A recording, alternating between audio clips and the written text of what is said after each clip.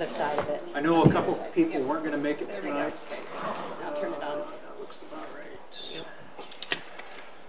Okay, so we'll call the meeting to order, the February 21st Water Committee meeting. Folks, I'm going to pass around a roll sheet. If you'll just check your name off so we can hand that off to the city tomorrow. Glad to see everyone that made it. I know we had a few people that weren't able to show up tonight and completely understand. So with that, let's get started. So the first item on the agenda tonight is a subcommittee report by our Water Conservation Subcommittee, of which I hear they're doing a phenomenal job, and I'm very appreciative of the time and efforts that those folks are putting into that. I've heard nothing but good things. So with that, Pat, I know Angie's not here tonight. I'm going to hand it over to you, and I will say if you need 5 minutes, take 5 minutes. If you need 20 minutes, take 20 minutes. We have plenty of time tonight, so feel free to dive in. And for the rest of everyone, something I thought about, if you guys have questions for Pat or Angie or anyone on the Conservation Subcommittee, feel free to ask questions tonight during our meeting. I think that will help in our understanding. So yeah, I think we can give a pretty good overview in about 5 minutes, but then there's some discussion and some action items that we'd like to consider for the Water Committee tonight. So okay, get into a little bit more discussion. And so we had our second Water Conservation meeting last Tuesday. The library where we met the first time is booked up for the dates that we wanted to meet. So we've been meeting in the Heg Realty conference room above 212. So okay. We're going to be meeting the off weeks opposite of these meetings Tuesday night, 6 o'clock. So certainly if anybody is interested and has some input that they'd like to bring up directly to that committee, feel free to join us. But so last meeting, we focused on the items that we want to try to implement immediately this coming summer. What are we going to do conservation-wise to help us get through this 2018 summer season? So our main tools that we're going to rely on for that are public information and education and enforcement of our water codes. So Kevin had a follow-up meeting with the City of Sioux Falls and their staff and provided us a lot more useful information. And they had 2 items that we thought were something that we'd like to try to implement quickly early on in this process to try to help out our enforcement efforts and just kind of build up to some of the other things that we'd like to do with the water conservation. So one of the things that they brought up to us was they have a new lawn watering permit. So this is a permit that you can go and request from the City of Sioux Falls, and it's for a newly established lawn, or if you're resodding your lawn, you can go in and apply for this permit, and it's a 4-week permit, and you're exempted from the watering schedule, the odd even days, or whatever their current watering schedule happens to be. So if you're establishing a new lawn, this gives you a 4-week period to get that lawn established, and then you'll be asked to observe the same watering conservation. So we thought that was something that would be a good idea for Brandon. That should take away the concerns of, okay, with the odd even scheduling, or if we need to take that a step further at some point this summer or future summers, having something in place so the people who new construction, building a new lawn, that there's something. Do they charge for that? They don't. It's just something that's posted. Okay. And so the only restriction that it puts on you is you still can't do any watering from noon to 5, but you can water every day. So that was something that we thought that would be a good idea for Brandon to consider and for the group to consider as a recommendation. Yeah. What's that? We've already got it in place. There you go. Thanks for that. So quick question on that, which will apply to us as well. You said 4 weeks. Is 4 weeks, do they ever extend that, or is that a pretty safe time frame for new lawns? It's worked. We got an extension last year with our lawn. You did? Yeah, we went in and got another 4-week period, so you can get back to back if you feel you need it. Okay. So we did it last year in Sioux Falls. So I don't think it's a problem as long as you're not abusing it. You know, it wasn't for us anyway. Yeah, and it's not intended for someone who's just got a little patch in their yard they want to replace. Right. It's really it's intended to help new construction, you know, when the house is being built. So this is a way for us as a community, and I'm glad we've got something like this in place right now in Brandon, but to help the community understand, we're trying to promote development, but also manage the resources that we have. And this is just a way to, help folks understand we're not talking about limiting water to the extent of not allowing lawns to be put in, but just help us manage it. So just So we need from, to promote this more. yeah, that's what I was gonna ask too, is like, has this been a thing for this is not a new permit deal? No, This is not- we implemented with the watering ban. We knew that there were lawns that needed to be, Okay. then it just got put in, so we do have an exemption there. Is it something that widely gets used or not very often? I think there were quite a few waivers last summer, yeah. And maybe, and again, maybe it's one of those deals as the, through your committee, if we can get that notice or that idea out to the builders so that the builders can have that paperwork ready for the new homeowner, that kind of thing might be helpful too, I don't know. And one of the things that we were kind of targeting as far as the public information was the welcoming packets for Yeah, there you new go. home buyers. Right, So, right, okay. some information about that. But Okay. since Awesome. it's already in place, don't really have a lot to do there other than just making sure people are aware of that. Because if there is going to be more enforcement, then maybe something wouldn't have come up before, but more active enforcement might require to come up. What ways did you talk about just getting the information out there? Because I think that's the most important thing. I mean, it was very difficult for us to get the information out there, it seemed like last year. And any way that we can get it out there, I think is going to be valuable. Have you guys talked about that? We did. We started talking about that. The first things that we were going to target is the chamber is going to be sending out a newsletter or magazine end of April, May timeframe with some focus on water conservation. So getting a lot of information on that because that's going to be mailed out to all the Brandon residents. So that's a good first step and is the right timing just before summer starts. And then maybe follow that up with a bill mailing in May or June. Probably May is what we were thinking. Something that's actually in the mailers, and then follow it up with something else further down the road. We also talk about possibly a press release from the city for any policies that might be in place or changes that the city might be making. Because one of the other things that we kind of talked about is setting up a staged watering schedule.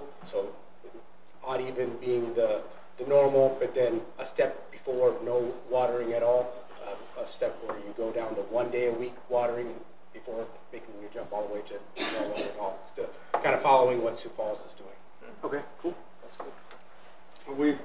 We talked about having a communications plan in place throughout the summer, so it isn't just we'll do this once and hope people get it. That we really do need to work through something that is continual with the public and not just the same message over and over and over, but I think little different things about water conservation that they can do, but start early. Don't expect an overnight change in behavior, but we also know that we're only going to get through this year if we have the cooperation of the property owners, and we know what water usage does in the summer, and we all manage it starting beginning in May, not August. I think we'll be okay.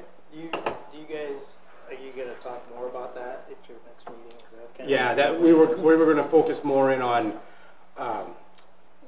This time we were going to try to get some information of what would we want to include as far as water conservation and what message do we want to try to send out, and then next time focus more on what items are we going to try to target to actually get that information into. So do some follow up with the chamber, target the Loyalty Day Parade as an.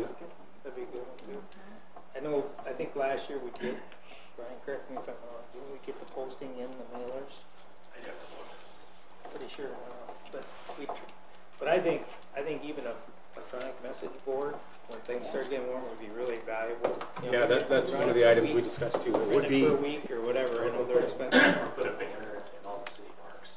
Yeah, anything. I mean, just some different ideas. we talked about some kiosks in some of the businesses, the grocery store. Yeah. Just good. kind of a constant reminder of, just make it more visible. Yep. I mean, it's really not changing a lot from what we had before. I think just the trying only to- thing that was missed on from the list of brainstorming ideas is like the grocery store counters, Ace counters, Facebook, the sites there. Facebook, yeah. Yep. You have that on here. It's in your minutes. Facebook, You know what? Sorry, possible Kim. public meeting. You know what was really good is when we did the statues of like police officer in the stores and stuff. yeah. The people, you know, in the community. If we could do something like, I mean, they were noticed all the time. You always heard people commenting on those. They were always very visible because I think of their size. Yeah, 'cause they're But big. it was just kind of nice to. They're a lot more portable now. Sioux Falls loaned us out their kiosk with all of their water conservation fixtures, Oh. so that's sitting up in the Hague Realty office right now. Oh, that'd be, that's cool. Yeah. But, well, you know, that, something like that for hosting at the grocery store, you know, some high visibility areas. Yep. Just as a constant reminder, and yeah, I thought the signs that were posted at the edge of Brandon coming in when the watering, the no lawn watering was You need that. implemented last year, you know, that's the first thing I noticed driving into town. And so I think a scrolling sign that just kind of has the current lawn watering schedule might be effective. So for the water bills, you're talking about putting something inside of them. I don't know, is it possible to print on the outside of the envelopes just the bullet point pieces, so those people who don't even open it, they'll at least see That's a that. good point, I don't. We Yeah, talked I've about a read about that sticker too. that Oh, just yeah. kind of notifies you, like different colored sticker of, okay, it's odd even green is odd even lawn watering, yellow is 1 day a week, red is no watering. So just something on the outside of You the could- envelope. you could print Not that, not necessarily every month, but maybe selectively targeted early summer months. And we haven't really gotten deep into the details of that kind of stuff. The other. When you go into went to Yellowstone last year, right? And what does it always have? Smokey the Bear, and you can't have fire because it's danger, and maybe something like that. Fire Yeah, danger the levels. So I don't want it screaming, hey, Yep. that might be something like that where we can help the public see. The big Mr. Sprinkler is what you're saying, right? Right. With the. Sorry, go ahead. So you're talking about two different things. I mean, we talk about educating the public on what water conservation is actually going to do for the community, but what you're talking about right now is just getting that we have a water ban or a water restriction in place. Yep, just So- what the lawn watering schedule is and what the current stage of that is. Just remind everybody that it's always odd even. It's never, 11 to 5 is 10 to the 6. 10 to 6. So That's That that's is- huge because I think last year we found how many people watering during heat of the afternoon and on the wrong day. yeah. So I mean it was. And so actually a lot of what we talked about last meeting was the enforcement side of it. And so Sioux Falls has these door hangers that the first one, the green one, is a courtesy notice. So just telling them, okay, it has the basic information of what the lawn watering schedule is. It has a place at the bottom telling the landowner what they got wrong, if something was actually seen and what time the violation was seen. So the first one is just a courtesy notice, hey, you're not complying with the lawn watering schedule, to give them a notice, and they actually say that's very effective. Very rarely do they ever have to go past this courtesy notice. They do have another like clear colored white citation door hanger. That's the next step. They typically so the first citation is $100, and then every citation after that is another $100. It goes up from 100 to 200 Okay. to 300. But it's rare that the city has to issue citations for lawn watering as opposed to nuisance vegetation or sidewalk snow removal. That it's pretty effective. Just the courtesy door hanger to let people know, oh, it's we saw you watering at noon. And part of the goal of the conservation committee is just being as positive as possible about what we're trying to do to get through the summer of 2018. That we really need people to want to do this because it's the right thing to do, not if you don't do this, here's what we're going to do to you. Right. That the incentive positive education standpoint of adhere to the lawn watering schedule and we'll be okay this summer, versus if you don't do this, you could face a fine. You know, those are two different messages. Yeah. So I remember what I was gonna say, the Smokey the Bear thing, could we just make that super simple on the very front of the city webpage? We're currently under a odd even, we're currently under a once a week, we're currently under Like a banner on the page, you're saying? Just literally go there.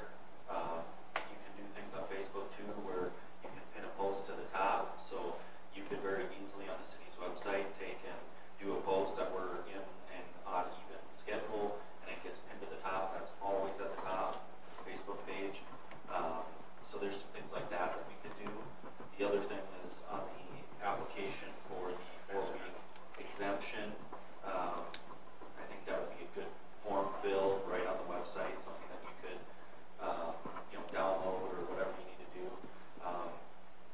And just the strategic side of things, I was kind of looking on the city website, trying to understand, the notifications, because we have the ability to get a notification if we're going to a snow event, right?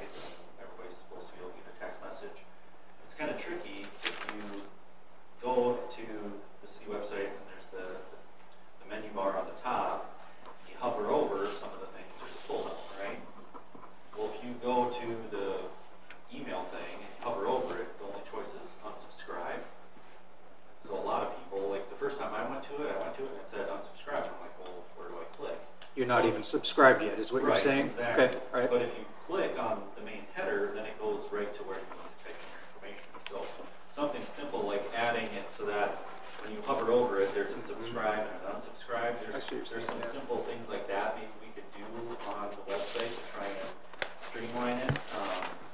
Because I would love to see us use that same text message, whatever email system to say, boom, blast everybody, coming this summer, these are the ways to conserve water, you only need this much water, whatever. I don't want it to be so much of a blast if people don't use it, but like you're saying, Pat, if you want to say, hey, we're switching gears from odd even to once a week, that's perfect application for that spam list. Yeah, I think anything that we can think of that just gets that information out to the public, even just simply, this is what the lawn watering schedule is. It's just that constant reminder. So I think that's as far as we got on the ideas as far as getting the information out. I think that'll probably be where we start focusing a lot more on our future meetings. But as far as the enforcement with the door hangers, that was one of the items that we'd like to bring up for discussion, and what would it take to implement that? Who would the city have available to be able to pass those out? So I understand the courtesy notice is relatively easy for Sioux Falls staff to hand out. When it comes to the point of giving out a citation, they're very selective. Or do they have one person or a group of people that have the training for conflicts? There's one code enforcement officer within planning department who can issue actual citations, another one in the health department. So it's not, they don't just hand out citations to city staff and let them go write them, because those people have to appear in court. And there's a very structured process once you get into the formal enforcement of those ordinances. So before Brandon goes too far down the road of enforcement, let's make sure that we've got the right ordinances in place and the right people prepared to carry it forward, because the last thing we want to do is promote something that is unenforceable. And I think from the Water Conservation Committee standpoint, these are things that are probably going to go beyond our involvement, that we're just making recommendations to this committee to say, here's some things we think the city should do. We don't have all the answers, but some general thoughts, suggestions that, again, we're trying to get through the summer 2018, and we're only going to do it with the cooperation of our citizens. So if you end up with a green door hanger, take it for what it's worth. Give it to your neighbor. Have we been able to look and see if the odd even makes sense for the split? I know other towns go by different rules for their split depending on it. So actually, one of the things, and we didn't really think about it for the odd even, but it probably applies for that as well. But if we go to like a 1 day a week, the way Sioux Falls handles that is if your address ends in 0 or 1, then you're Monday. 2 or 3. And so Brian has provided us with all the addresses in town so that we can categorize them that way. And so that's probably a good thing to look at is just how does the odd even, I mean, are we doing a 50-50 or is it weighted one side versus the other? That's a good point. The odd even, or if you go days of the week, Monday, Wednesday, Friday. Right. Part of it, we understand, depends on how old your sprinkler system is and does your controller, can it be programmed for odd even versus days of the week. But either way you look at it, we're looking at it from a peak shaving standpoint. That either way the city would go, and if we have the odd even, so let's maybe stick with that. But the goal is peak shaving. The energy industry's been doing it for years. Absolutely. So I don't know that it will necessarily, over the course of a year, change the overall water production by the city. But on any given day, let's just make sure that no more than half the population is out watering the lawn. And no more than once a week. One inch a week. That idea of going Wednesday, Friday instead of Well, Trudy brought it up that her sprinkler system doesn't, it can go every other day, but it can't go odd even. So Right. that when it Yeah, gets thrown ours out. is that. She said that. She had to reprogram or whatever every year if it changes to something. And every month. That's what I would say. A controller isn't that much either, you know? Well, A controller isn't that much. And that's one of the things we brought up is what can we do as a, if we're going to look at rebates or incentivizing, what can we do to make it easier for people to comply with the rules that we have? So, you know, and a scheduler being one of the things, maybe that's one of the high priority items if we are going to offer rebates or incentivize, you know, conservation items, that being one of the first ones that we try to implement. Yeah, and when you go to the day schedule, one of the things that I've seen other communities do is Sundays are off. What that does is gives the public works the opportunity to quick fill up the towers on the weekend. Maybe you fill your swimming pool on Sundays, the city pool. I mean, there's a lot of other things that you can do on a day off. So that would be something to consider is odd houses are, you know, Monday, Wednesday, Friday. Even houses are Tuesday, Thursday, Saturday, or whatever it is.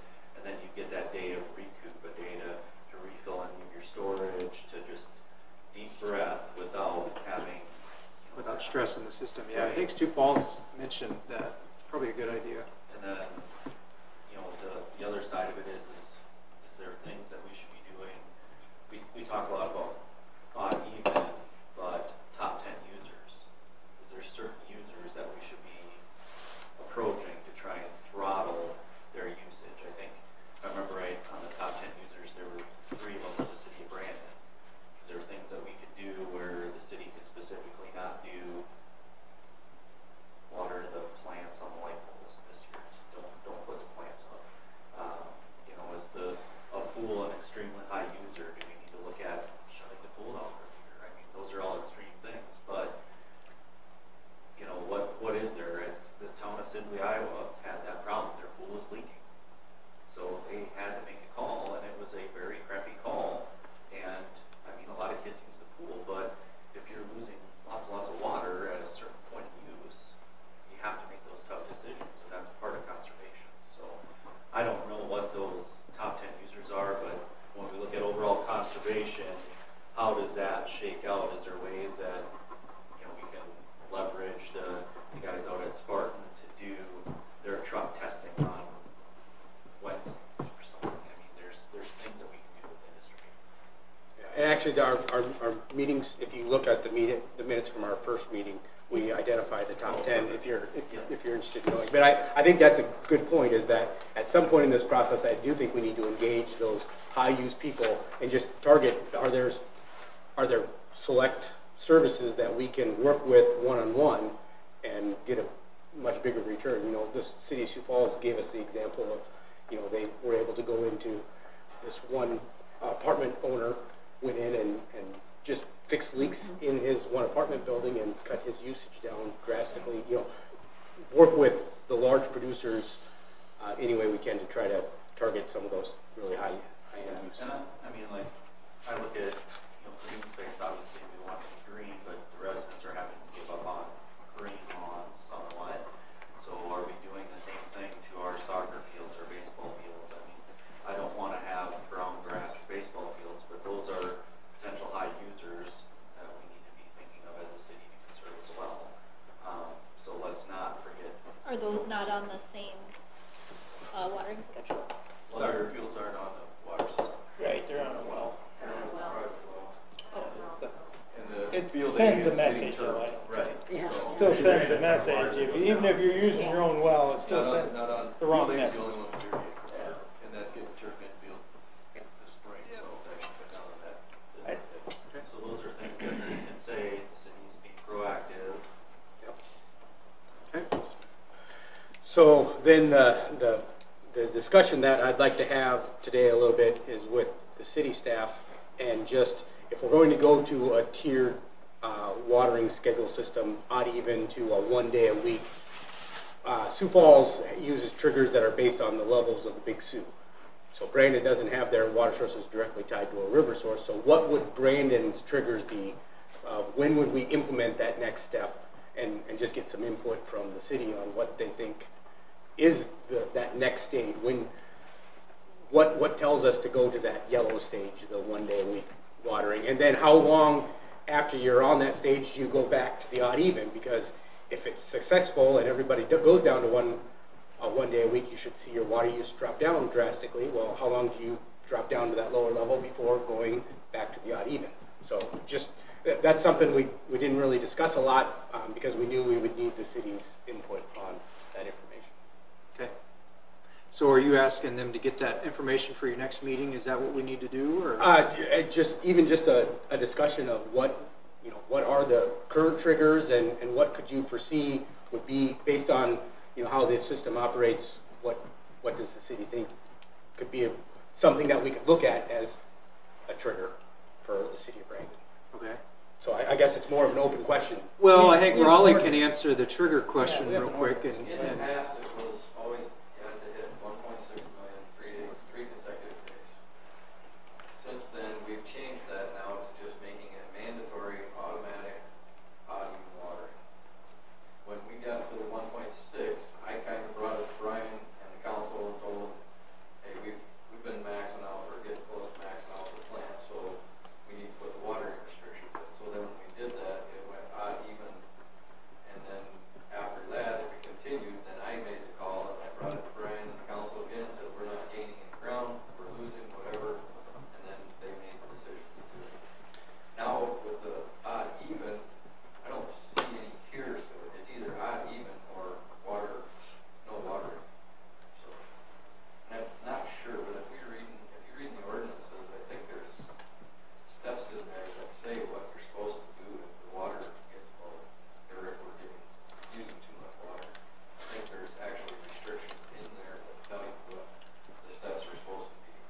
So there isn't you, just in your professional world, you don't have it where you're kind of like, ooh, it's 900,000 gallons today. That's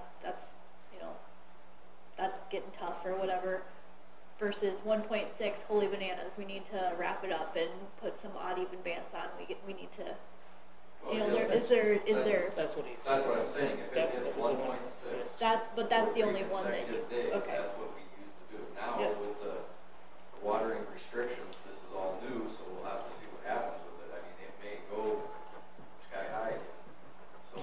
And Amanda, understand that that's based off of the capacity of our plant, Right. whereas Sioux Falls is based on how the production of the river. They weren't necessarily as concerned with their plant capacity because they have a higher capacity relative than what we do. So keep that in mind. But does that answer your question? The 1.6 for 3. Where I was kind of heading with that is that I understand the 1.6 is that's that red flag number, and I get that. But I'm thinking, is there another tier where we need to be a little bit more proactive now, rather than getting to the 1.6 and saying, whoa, we need to, do you know what I mean? Like in stepping through it instead of having that one trigger where this is too much for our plant capacity. The 1.6 though, that triggered not even, right? And so we're starting at not even now. Yeah. So maybe the one day is like a 1.85 or something.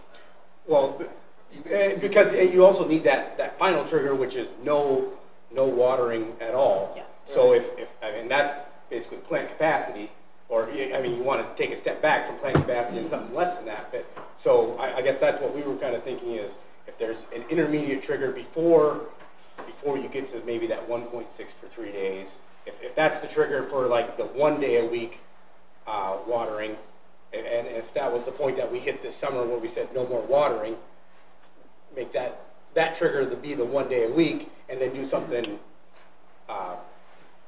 even like Amanda was saying, something before we hit that point. That, So More than one step is what you're saying. Yeah. So it doesn't get to one step and then emergency. That's Right. what you're saying. So. So maybe we, you need to set it up at, when it hits 1.4, then Yeah. we go down to 1 day a week. If it doesn't get any better and continues to grow to 1.6, then that's when you implement a total ban. But you. Odd even, we With would already odd be even, above you would think 1.4 we should though. never even get to 1.4. No, we'll be about 1.5, wouldn't we? Yeah. Yeah. But what happens is it comes back to that enforcement thing, and if we don't have the staff to enforce it, Right. you're not catching the people that are maybe watering that when they're not intending to, I should say. So the So- 1.6 could be, then we go to the 1 day. Yeah. Because we're already starting at odd even. At odd Right.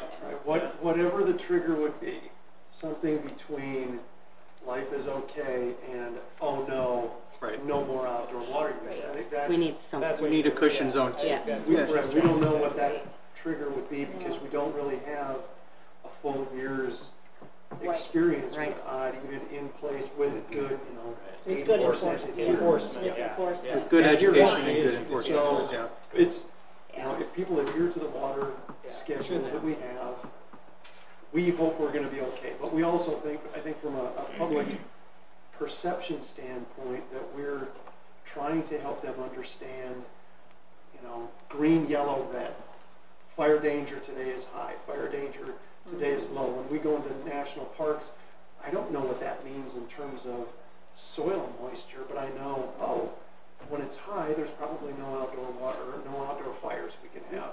Right. Something transferable like that for our citizens, just so they know, okay, or it's yellow, so maybe I will voluntarily restrict myself and not wait to have enforcement placed upon me.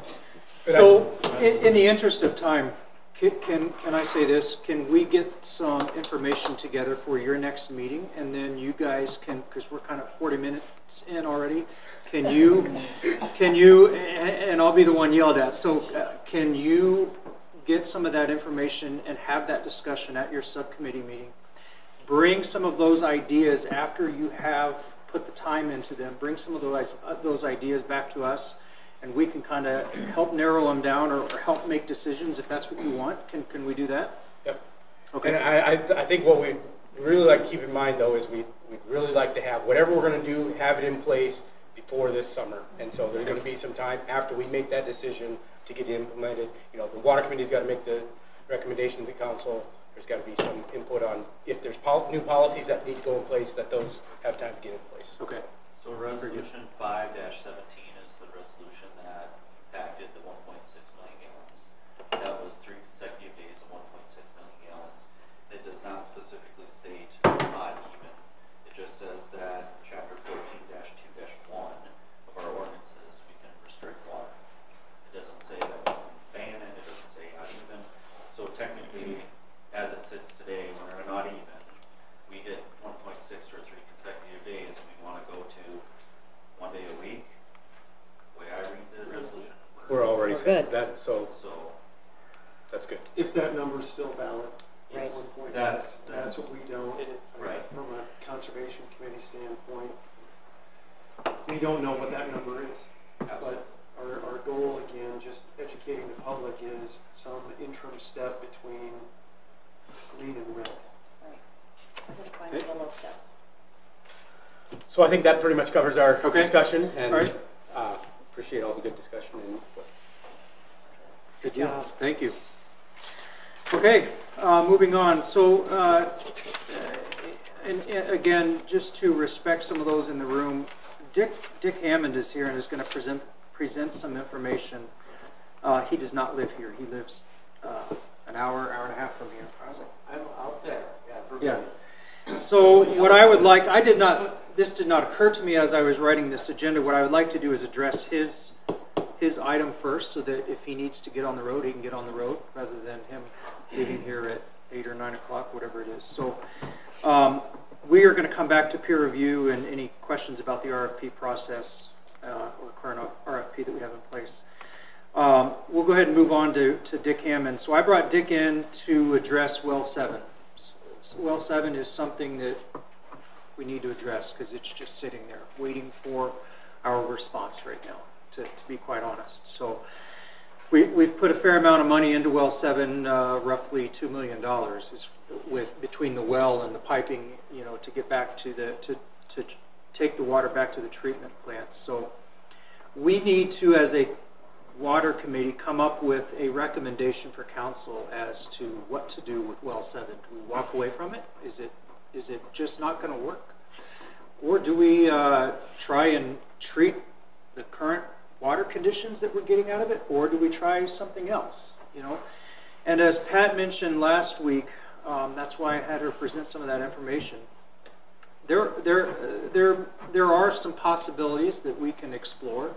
Nothing's written in stone. We don't know for sure that we're going to have good outcomes, but there are some relatively inexpensive possibilities that we can explore. So I brought Dick in to discuss those. I specifically, I talked to several folks in the state about this, but I specifically also talked to Mr. Hammond because he's in the business, right? So last week we were all standing around looking at these maps. We all have great ideas. I wanted to hear from someone that's in the business. What would you do with well 7? That was my question to him. Here's what we have. Here's the logs. Here's the information that has been given to us, the test results, the drilling logs, etc. What would you do? And that's what he's here to discuss. Dick, do you want to have us hover over you over at this table? Do you have? Yeah, we can go. I watched the first half of your last meeting. Come on up here, So Dick, I kinda at know one how of the things microphones, work actually. then.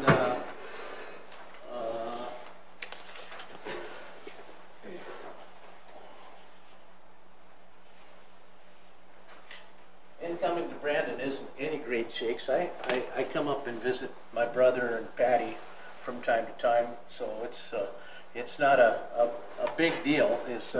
I'm sure that each of you, when you went to the football championships, you probably went back and forth a few times. So, Or if you went to USD. yes, or go to USD. Yes, that's right. Yeah, especially when I was working on my MPA, I was chairman of the Siouxland chapter of the American Society of Public Administrators, and your city administrator at that time was a very loyal member. So I was glad that he came down for our monthly meetings when I was president.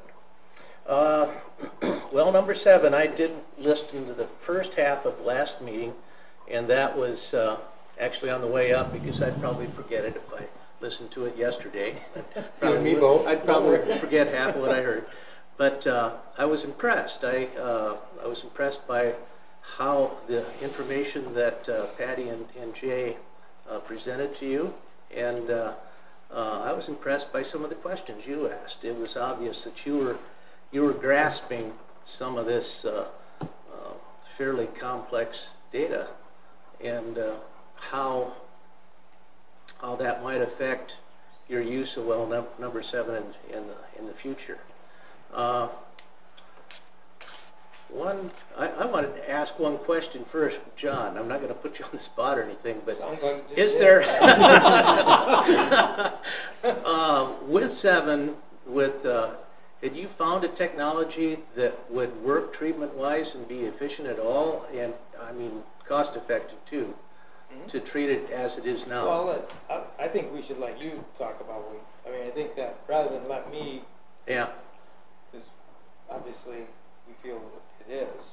treatable, and it is, to get it within DNR standards and the EPA standards, it's very doable, it's very usable. It's whether or not we want any traces of radium in the water. That's really the question here, because I think, there's been a concern about the radium, and I get it. I get it. There's traces of radium when we're done treating it, but it's still within the EPA and state standards. Sure. So we do have a way of doing that, but I'm going to let you explain how you would do it. Sure. How's that? And it's Well, and I think I can maybe add to that. I think some of the concern that has come forth is the last set of tests that were done on that well were a little higher than what were expected. Now, why? I don't know, because it was a quick test. It wasn't a hard pump test. And the state told us, typically with hard pump tests, that number goes up. Yeah. So theoretically, that number would go up if we pumped that well even harder, is what we were told by the state. And that was my thought, too. Yeah. Hang on a second. Are you referring to the gross alpha, or which one? Well, because it's the opposite of what you just said. for gross alpha. It's the opposite of radium. The radium levels were lower the lower we pumped it. That's what he was saying. That's right. Yeah. So No, The gross alpha. The lower we pumped it, the higher the test was. Because the lower that we pumped it was the last pump test we did. The last test gave us a gross alpha number of 53. The gross alpha, yes. Right. Not the radium. Yeah.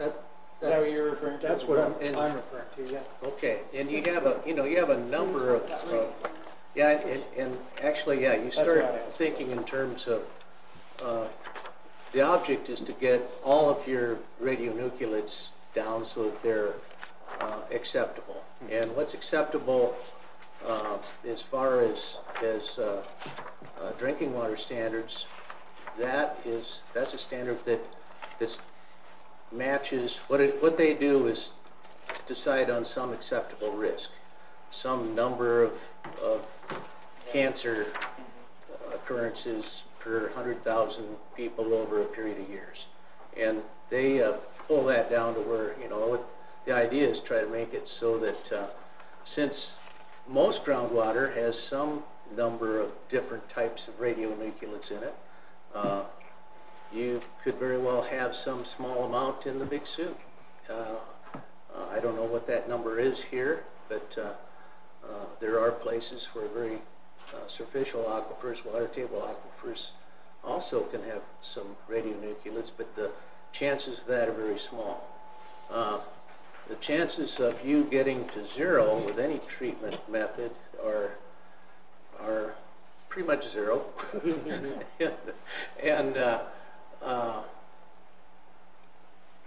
And your chances of getting your total water supply to zero, even by going to other sources, are pretty slim.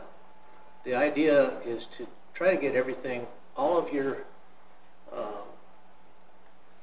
parameters to make a good, safe drinking water system, make them all acceptably low levels is really a doable deal, doable thought.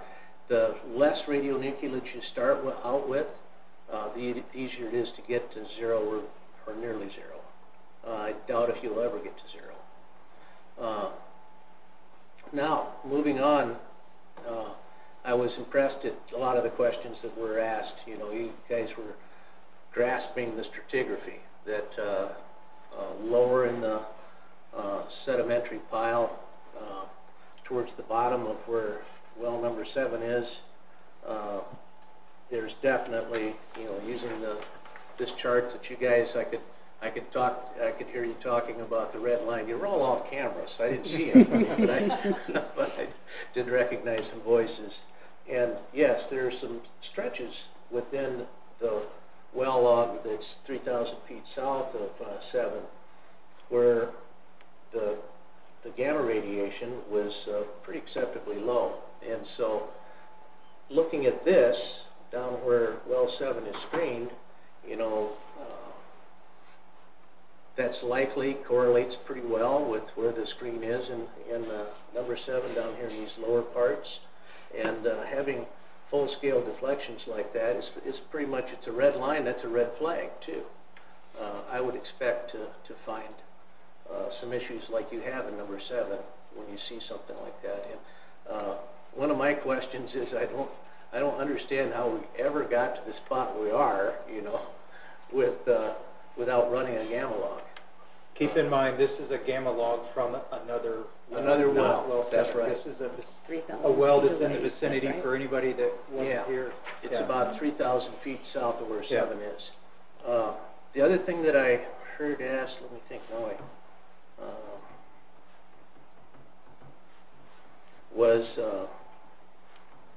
could we move the screen in well 7? Yeah, that's not anything that is going to happen with presently available technology. It wouldn't work. It's beyond most capabilities. If you were, I've seen something like that done once. That was the city of Edgemont. They brought in what are called perforators from the oil patch and shot the well in that kind of a situation. It worked. It did work for them for quite a long time. But in the geology we have here, I wouldn't expect it to work. It wouldn't be and the way the well is built, I wouldn't expect that to work. So you could hear sometime, well, why didn't you just perf your well higher? With your construction and with your geology, I wouldn't see that being a viable option. So that being said, we do have, using this and using the driller's log from number 7, there's other batches of aquifer, parts of the sedimentary pile there that look good. They have, on the electric log, there's some places where you have relatively high resistivity up in the 180 range or so here, and there's some thicknesses there that's possible. Where there's high resistivity, the black line, that indicates that there's water that would be easily used from a water well completed in that. But there are also some spikes up there too, some gamma spikes.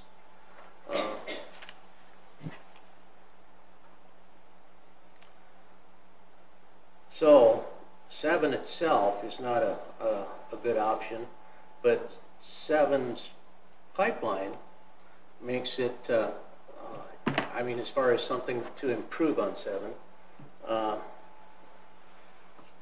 7's location and having the pipeline there means that your opportunity costs of developing a water well that would be usable at 7 are relatively low. You know, you already have the pipeline, you've got the electrics out there. You may even have a pump that's usable. As my understanding is that the pump is still on number 7 and it sets good. And so if you wanted to do something that had a higher or a lower, try to find a possibility of finding lower radionuclides on site in number 7, at the site of number 7, it'd be quite possible. And we talked about it. Talked to your chairman here about the possibilities of doing a test well that we could do some testing on, and I put together a possibility that we could drill a borehole to around 400 feet, use a gamma log, and as you outlined last week, the Geological Survey, you know, they declined to do something like this. They feel there's a conflict of interest there. So I know that there's a electric log company in the Twin Cities that does spectral gamma logging, so they can look at different types of gamma radiation, as well as a strict natural gamma log like this, with just a very sensitive scintillation counter. So we could drill you a test hole, make a gamma log, select intervals that have good possibility of producing significant water, but they don't have high gamma radiation, which is an indicator that you may end up with radionuclides coming into the well through the water. And if we find 1 or 2 or 3 strata that seem to fit that bill, we put a 5-inch well in, for instance, and put screens just in the center of those best spots. And we can, a lot of times, folks will put nested sets. They'll make a new well for each side. We can save some money by making 3 screens within one well and do what we call straddle packer pumping, and then test pump each of those wells and collects those individual screens and collect water samples from each of those. And if there's one that's acceptable, what the heck, you know, we've got we can perhaps develop that resource down the pike if we decide that that would be a better solution than using number 7 as it is now. What I would do would make that well, put 2 or 3 screens in various spots, test those, take water samples from each of them, and you guys seem to be pretty good at figuring out, getting water samples analyzed. You're getting to be experts at that, so is my understanding. And we would sample that. We would do the sampling for you, hand you the bottle, and you go see what you can do about getting them all tested. Well, that's exactly what we did when we did number 7 the first time. So that's a possibility, and that's one way we could do it. That would end up costing you about $22,000, $23,000, $24,000. So do that time frame on that? Well, once we got it to go ahead to do it, we need a couple weeks to get the supplies in, and then the job itself should take less than 2 weeks altogether. You have to wait till a thaw? Not necessarily. That's the kind of job. Oh, that's a good question. I was thinking that the other day. Yeah, I mean, is this something? it's the kind of job I usually like to do, where I can pull off a hard road onto some frozen ground, and not have to worry about digging out to the middle of the field or something to work on an irrigation well or something like that. It's sort of prime stuff for March and April. Ooh. So Perfect timing. So a couple things. Number one, keep in mind, we're just exploring opportunities for well 7 to use as water, to blend with our current water, or to use as an emergency supply. Yeah. Okay. Number one. Number two, you're talking about a new hole, a new test. correct. It would be a test. And we have approximately 1 acre of land. Is that correct, Brian? 1 acre of land at the site of well 7. I sent you that Yes. email. Yeah. Is what you're talking about, are you talking about going, 100 feet, 500 feet? What are your thoughts there? To do a test well, we'd just move 100 feet. Okay. We could drill closer to it with variance from the state, but to any well they want you to, any well that's existing that's potentially to be abandoned, they want you to be at least 100 feet away if the well is more than if both wells are going to be, or either well is going to be over 100 feet in depth. Okay. So, this is just something to give you an option if you decide that you think that using number 7 isn't a good option for you. This gives you a way to use that piece of ground and the aquifer, all the aquifer that exists there. And there's more than one opportunity. We're fairly sure of that by both reading the driller's log that the fellow made when he drilled number 7, as well as the electric log that's a little ways away, at 3,000 feet away. And the reason to do that would be to give an alternative to 7 if it is unacceptable as it sits. This is an opportunity for you to use that piece of land and find water that's probably pretty compatible with, or pretty comparable to number 6.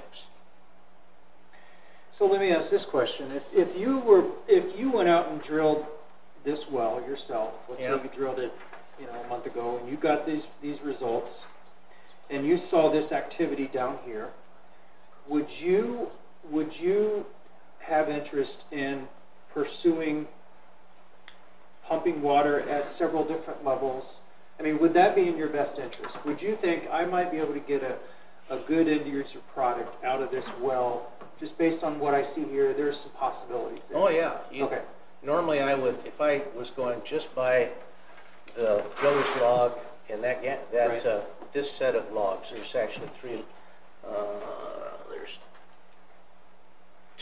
there's two logs there.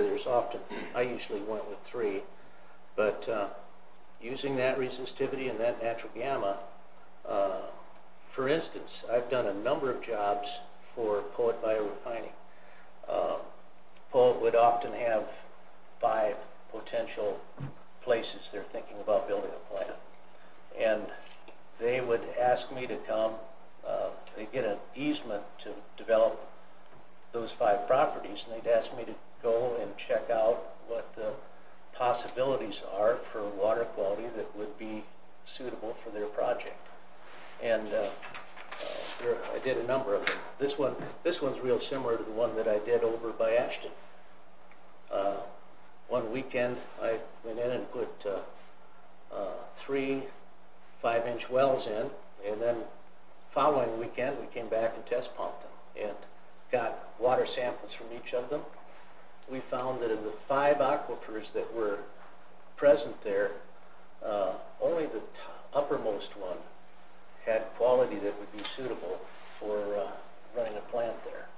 So I made some horizontal wells for them.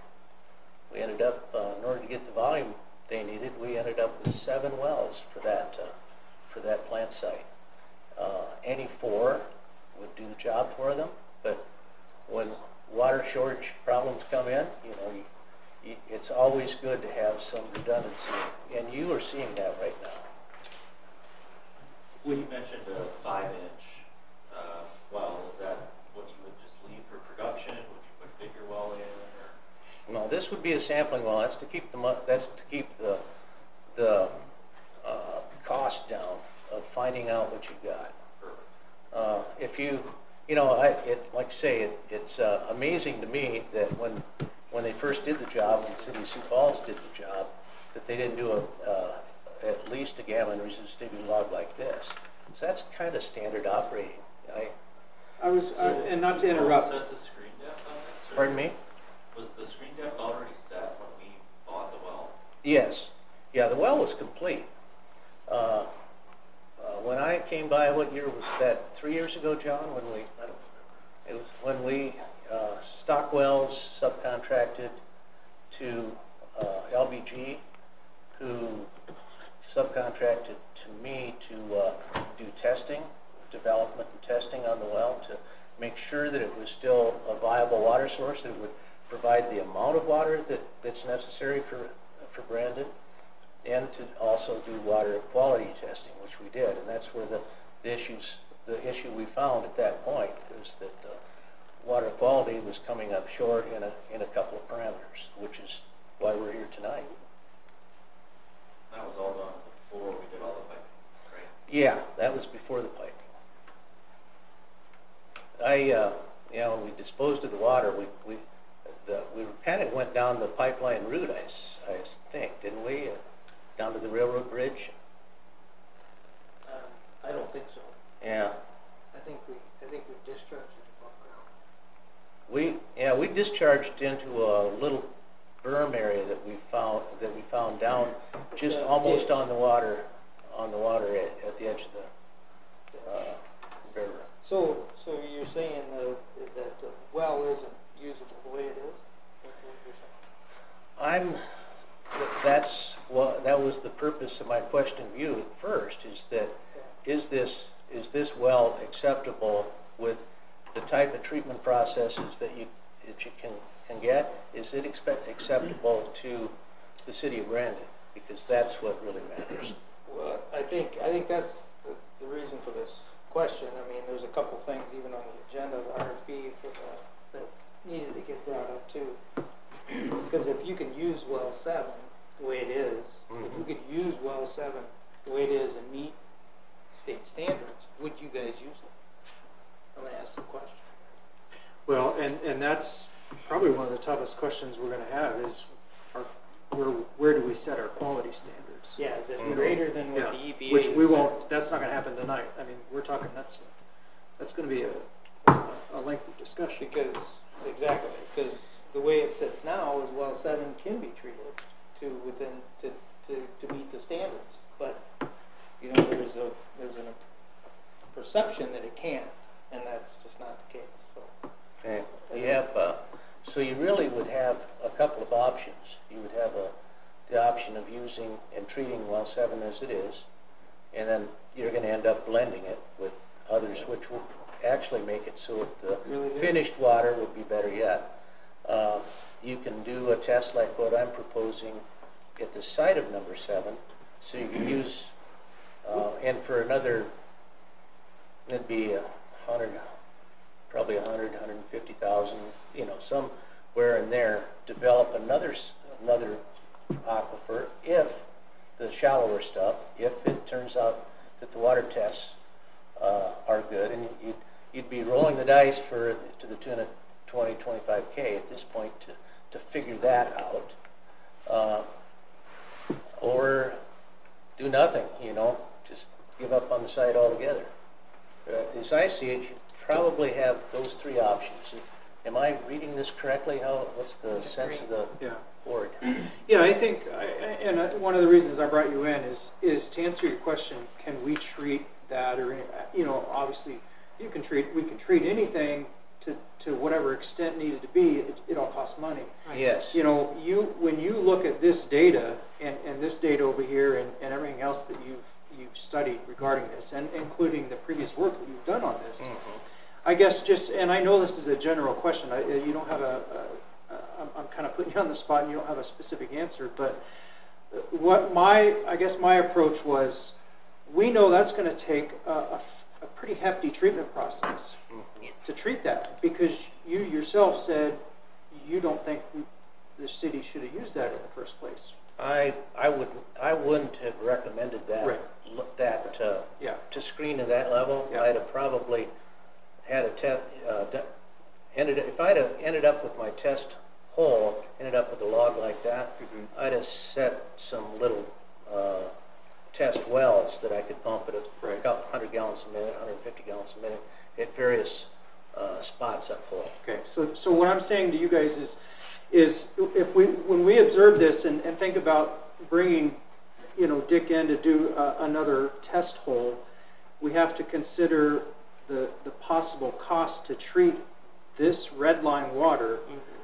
I know we're going to be spending 20 grand, but are we going to cut our treatment process in half by doing so, or in a third of it, or maybe not? You know, I don't know. I'm not, again, this is not my industry. I don't know. I'm just posing the question. And so when you look at all the data that we have for an aquifer over there, and let's say we're using the Grown Sulfur and we're at 50, I mean, we know that no matter where we tested that line, you know, if you put a new well in, it's not going to be 0, right? I mean, from what Chances we know of it being 0 are small too, I think. Yeah, and so let's say we find something that's half, you know, it's 25, and we talked about the treatment process that we have, treating about 90% of the chemicals that are in the water. And so, you know, if we're changing the 226 or 228 from 5 to 3, and we're doing the gross alpha that's going from 15 to 12, you know, both of them are below the standards. But I kind of have a similar question that John has.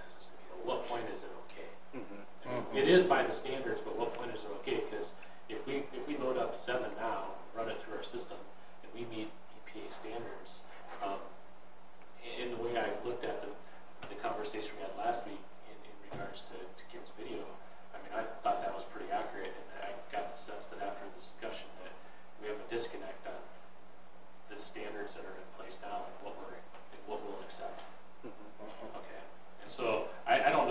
answer to it, but I think we gotta figure that out, because if the answer is we're not using that well because there's any radium at all, then we might as well get out of the aquifer, because we're not gonna pump anything out of there that doesn't have some radium in it. Yeah, I think the wells that, like well 6, that is your mainstay now, it's in that aquifer up here. Yeah.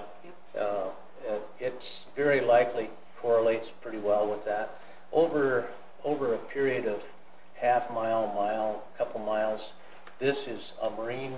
This is an aquifer that was deposited under marine conditions. In other words,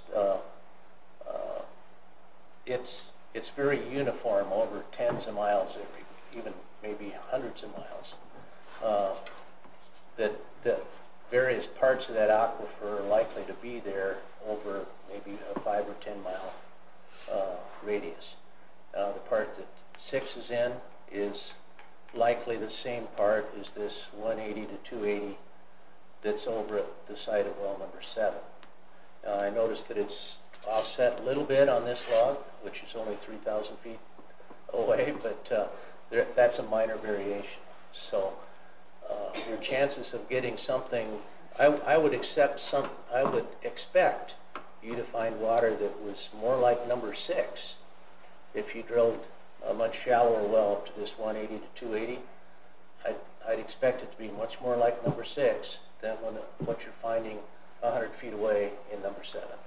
That's what I want to hear, because, and keep in mind, we're by no means here to, absolutely, we have to make a decision on what we're going to do with well 7 tonight. I want you to understand what a professional thinks the likelihood and the outcome would be if we did, this variation of this plan, because like you say, one of the biggest topics we're going to tackle as a group is setting standards for quality, right?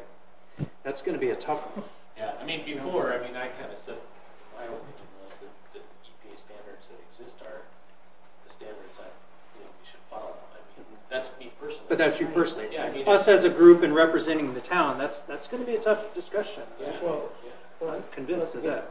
That's a good point. The RFP that's out right now, that the different consultants that are going after are going based on EPA standards. Yep.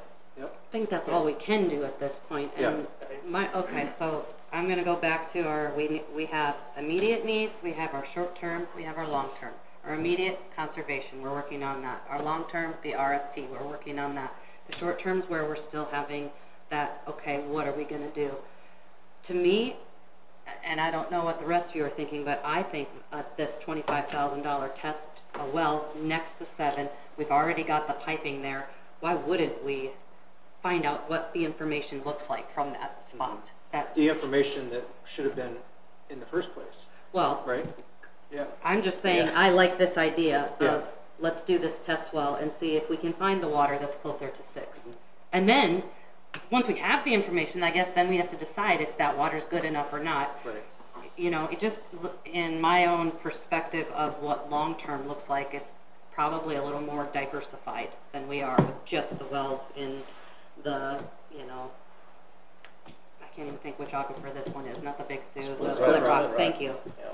And having wells in other places, maybe, hooking up to other systems, being more broad in that perspective. But in our short term right now, we're trying to figure out, this helps us figure that out, in my perspective. And I'm not opposed, and I'm just going to throw a different spin on this, and I'm certainly not opposed to doing this. I think it would provide very good information, and it is unfortunate that when Sioux Falls did the well that they didn't do the gamma log.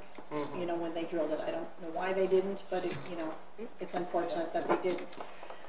On looking at the other hand, if we do this test well and spend the $25,000, which again I'm not opposed to doing, and we come up with water that is comparable to 6 or slightly higher, because as you said, our chances of finding 0 is very rare.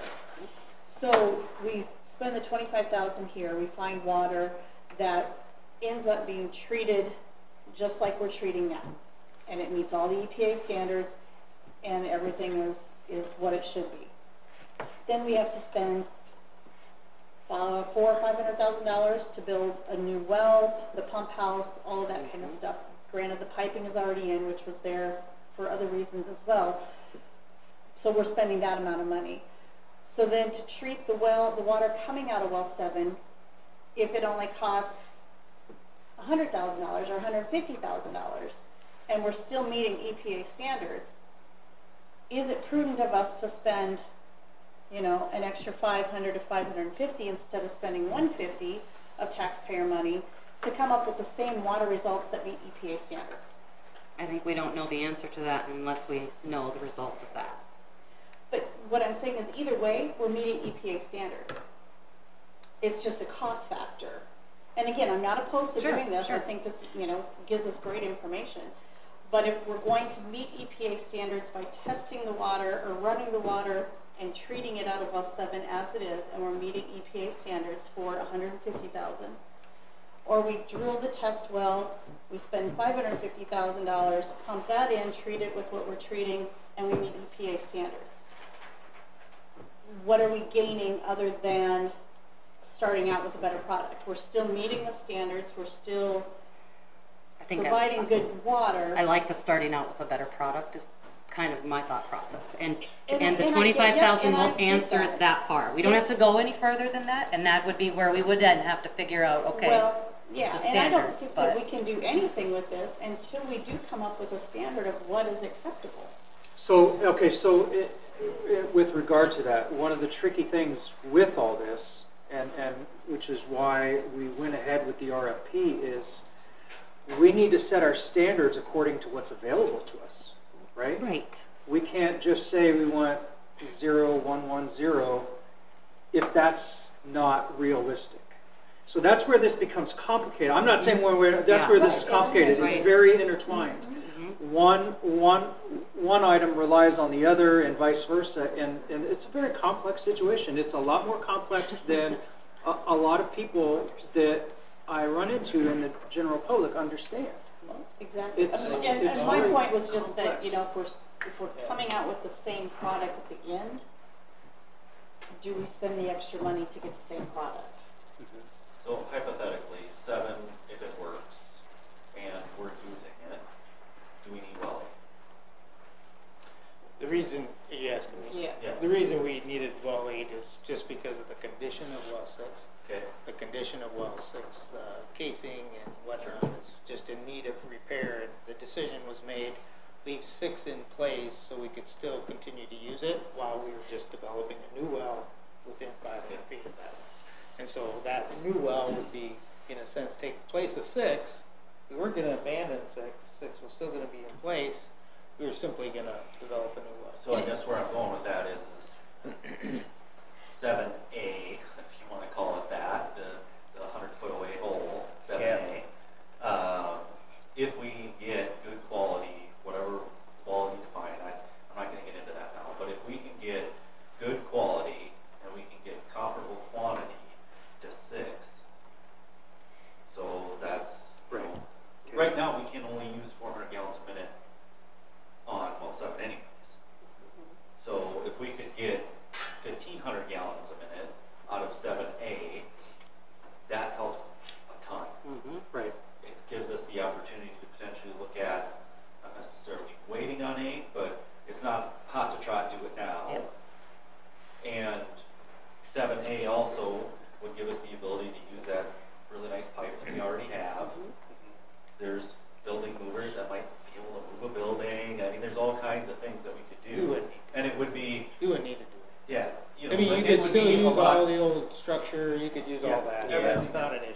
You know, You so just the drill a cost- new well and... So it's not just cost to quality, take it's 7 quantity as well that we need to Right. know. And that's a good if we point. can I get mean- 7A up and running, it's not going to cost 200,000 or I don't know what the exact numbers are, but it's going to cost very little to go from 7A to pipe at 7. I mean, that's literally, if you go across the little road or driveway that we have, I mean, that's nothing. Yeah, So I'm just, But it's from that built side, in. And I think- does it make sense? But when you talk about spending the money, I have no understanding of cost of goods sold. So and what does it cost to treat well 7 versus, so how do you compare, because I'm looking at it from the business standpoint, if I'm going to put money into 7A, and it's 250,000 or $500,000, we had better darn well save that $500,000 In on treatment. treatment Right. costs. Absolutely. And is that feasible to think we're gonna do? And Right.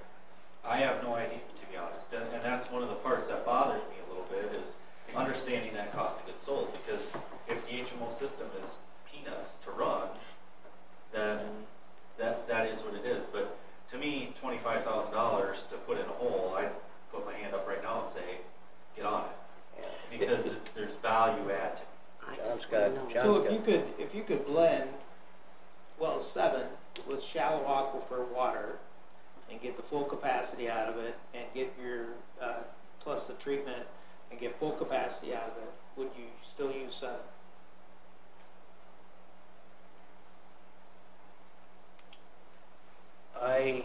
I've done such things, not with. It sounds like that some of the numbers you were getting from 7 were a little higher than I've blended out before.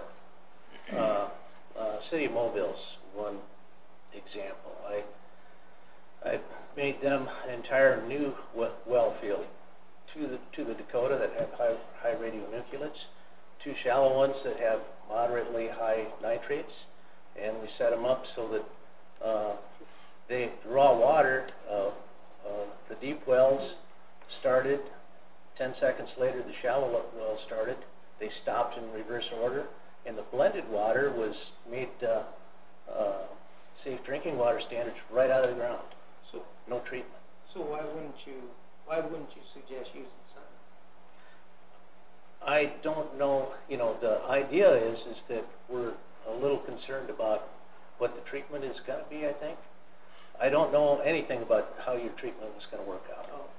Well, that's what I'm saying is if you could blend shallow aquifer water with well 7 and the treatment process and meet EPA standards, would you use well 7? There again, I don't know. I don't know what your model tells you that the output of 7 is going to be after treatment. I don't know what your treatment plant's going to cost. I don't know what the ongoing costs of the treatment plant. Just to clarify, we have a plant. I mean, it's not a softening plant, but we have a plant that can treat the water. Mm-hmm. But to treat out. My point is, pretend like the treatment process it works. Let's pretend like it works.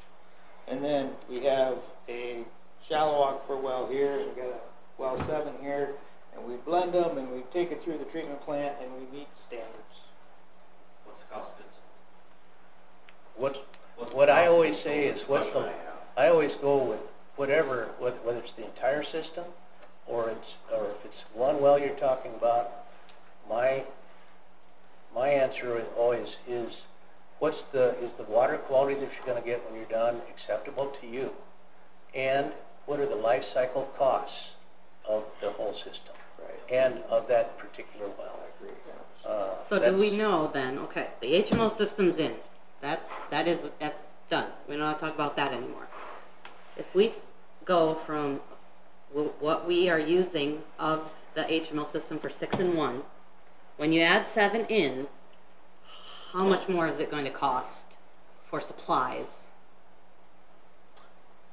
The process of it. I mean, that's the question. We don't know that answer yet until we actually run it, but we estimated about 20,000 a year. A year, yeah, extra cost. But now I guess the question I have is that's good. That's what I wanted to know. That estimation, is that based on the previous test results or these last test results? Because I was under the impression that was based off the previous test results of not just radionuclides but hardness, etc. They were the last estimate that we did, so I'm presuming it was based on the last study we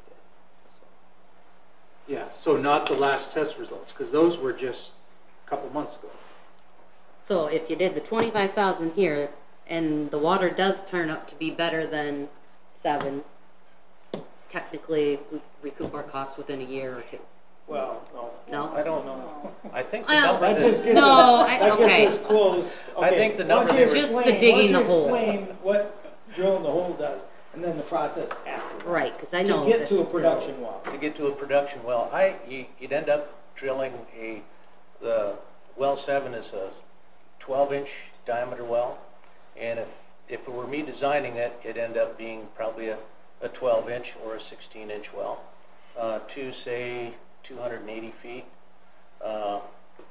I am a kind of a corrosion Nazi.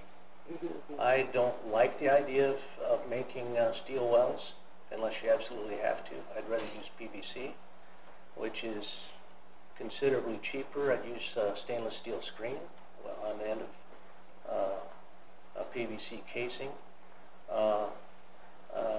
I like to have anything that's corrodable out of the way, so you don't have troubles like this $30,000 problem you were talking about last time I was here. It's just when you put iron in the ground, it starts to go away the minute it hits the water. And so over time, I've gone from where I say 30 years ago, I was building wells just like number 6. But over the last 30 years, I've come to the conclusion that let's not ask our customers to stand ongoing upkeep costs that we can avoid by just changing materials. And so my guess is we're not talking $500,000, we're probably talking 100 to 150 to drill a replacement well, another well out by number 7. A production well. A production well. Okay, so that's drastically different than what I was thinking. So that, Yeah. I'm glad you said that. Okay. The other part is that you're still talking about 3 wells. You've got number 6, you got number 1, and you would end up with something out at well number 7. By the time you get to a community like Brandon, I've never had just 3 water supplies. That's insane to me. Most cities and towns that I have worked with in the past, we like to have 4 or 5 or 6. So if you lose a well, or you end up with a water emergency, you end up with a fire. It doesn't take a huge fire to use 500,000 gallons. So this 1.4 million that you're talking about, it's a public safety issue to have enough water available. So having the storage that John's talked to you about in the past, I think that's a wise investment. That's a public safety issue. And using the red for your, the green, yellow, red, that fire analogy in the forest is really applicable to Brandon. That if you don't have enough water available at a fire, I've seen what happens when the water runs out. You lose whatever there is at risk at that point. And so there's a number of things here that I think are also important. Right off the bat, I would be thinking in terms of drilling at least a couple of wells. And I don't care who does it. I'm not necessarily volunteering. I'm saying that you should have more redundancy than that. You're betting too much on 3 wells. And I also, in looking at the pump tests for the wells that we're talking about, I would not pump any of these wells at any 1,800 gallons a minute. By the pump tests that I see, safe yield would be more like 1,000, 1,200. I wouldn't go above that at all if I were the one that were designing it. And do you have enough? Can you do that? That would increase the life of each of the wells that you have if you do get them down where the total drawdown is in a more acceptable range. The life of that well is going to double, triple, whatever. And I think that's kind of what Tim was talking about. It's a lot cheaper. Just another, what would it cost? What if? Right now, we can't throttle well 6. It's on or off, which means that we're pumping a combination of well 1 and 6 at roughly 1,500 gallons a minute. I think well 6 is in the 1,400 range. What would it cost for us to make that so we could throttle it? So we could make that well last us longer. I'm not saying that it's going to last a really long time, but if we were pumping that well at 900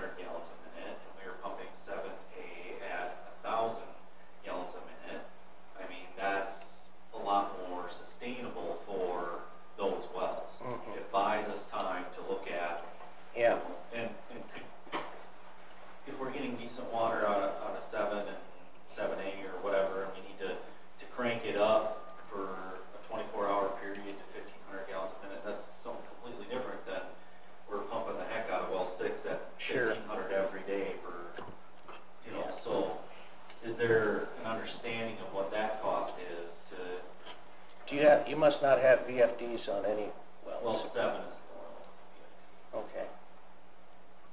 Yeah, with the VFD, you can just set the dial up, so it pumps pretty much. Not exactly, but pretty much. Isn't it funny how there's nothing that's exact? You know? Right. Well, and I think it's a good point, because you and I had this discussion a couple months ago. Well 6 it's at its max as far as pumping goes, and it can be that's a little scary, right? And I think that's the reason that you had trouble with it, even though it's not very old.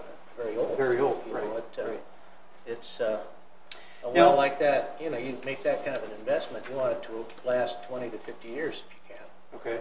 And, Now, to add to that, we talked about well 7, its productivity capability. Well, that's based down here where the screen is, Yeah. correct? Theoretically, if you found good water, I'm just going to point my finger anywhere, Okay. that productivity could go up or down. Yeah, chances. I mean, guess how much would- variability there do you see in the field? Pardon me? Is there any chance of it going up? It's probably not going to be more productive. Have a safe yield higher than the 7 is right now. Okay, And that's good. yeah, And that's in 7A, right? You're Yeah. saying that's in. Yeah. Okay. Yeah, the production would It's be made less of if you're gonna 7A. pull from higher. probably. I can't really say that. I would. It depends on the quality of the aquifer at that point. If the thickness, just having the head of water above it is just one variable. That's one of the smallest ones. You can. It depends mainly on how well sorted and how round the particles are that you're in the aquifer that you're moving the water through. Think in terms of say you have a glass full of that Sioux quartzite from over here, of all the chunks that are all flat, and pack those all together in the glass, and take a look at it, and there's no space. There's no space between individual particles. Where if you had a batch of BBs, there's huge amount of space for the water to flow through it, to occupy that space, store it, as well as allow it to flow through. Furthermore, the second most important issue is how well it's sorted. If there's little particles forming all the spaces between the bigger ones, they also create more friction and make it a lot harder for water to flow to the well. So both sorting and sphericity and essentially having the right size and shape of particles is the primary thing. You can get, I've gotten 1,200 gallons, 1,300 gallons out of 30 feet of screen from 10 feet below land surface to 40 feet below land surface. Being deep isn't necessarily an advantage. Those other issues trump everything. And that's what I was getting at. Pat kind of spoke to that last week. I mean, these levels, this could be solid rock down here, and hence our production is here. Whereas if this were sandy and gravel, our production theoretically could go up. Yeah. See the It black could go line. down too. We don't know, right? See the black line is what tells us that. The part. resistivity. That's the resistivity gives us a rough measure of how much water in quantity can be produced at that particular spot. So I'm just wondering what information I'm having to dump out of my head. I'm sorry. I know it's like No, this is great. It's like guzzling from a fire hose. And you guys have been great. And listening last week, I was really impressed at the questions you were.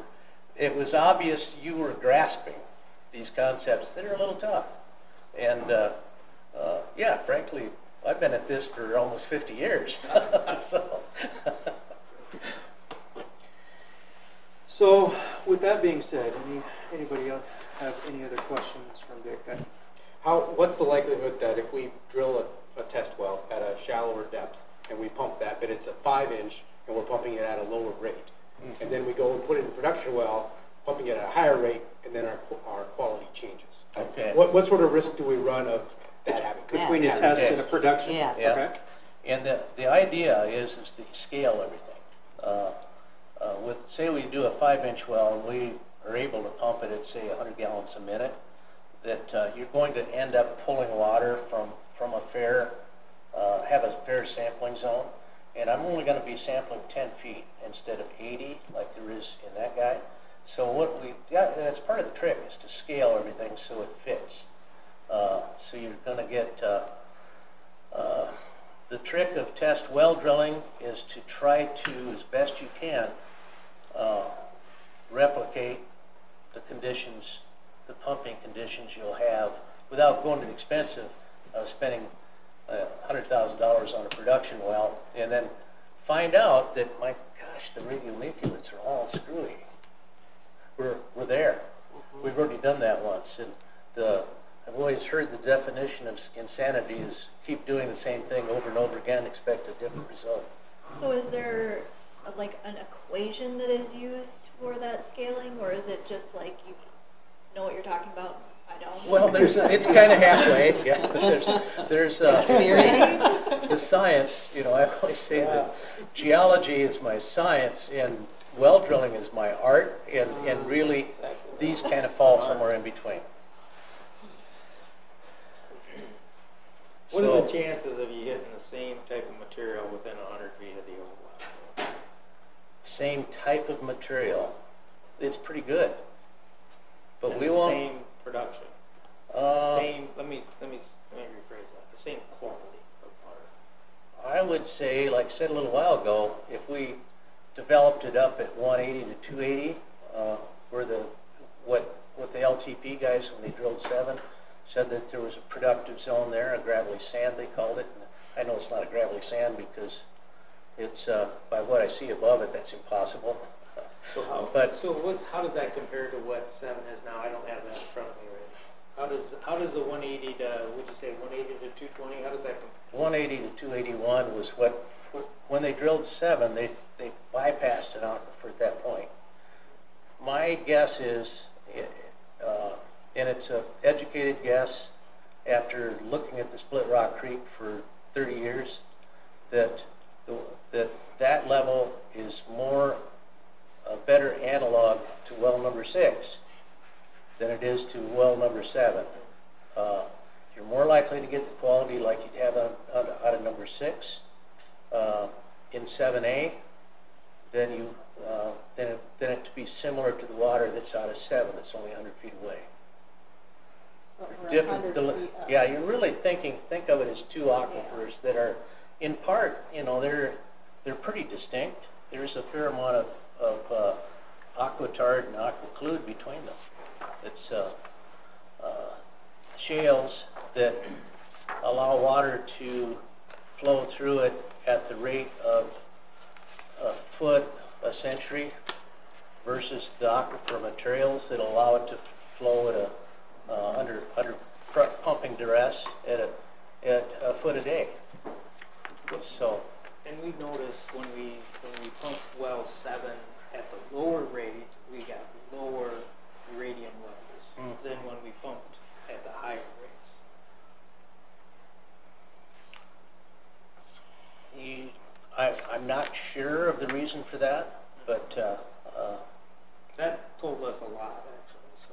Yeah, so you're thinking that if the flexibility of well 7 with the VFD, that we can pull 400 gallons a minute at a slow rate and have low radium levels, so that we're blending it even with well 6 and get very close to our levels. But regardless, with using a low flow rate of 7, we can still pull that into our existing HMO treatment facility or plant and easily treat that to within our standards. Now that's within EPA and the state standards, not maybe what new standards might be. Yeah, you see, I think the variability of quality versus pumping rate, you probably have some beds that are producing really high ethyl methyl bad stuff. Sometimes, you know, you just say this is the bad stuff, we don't want it. You've got some beds that are producing a lot more, and if you reduce it and that's a lower permeability bed, it's going to produce less water from that, and preferentially more water from the more permeable stuff.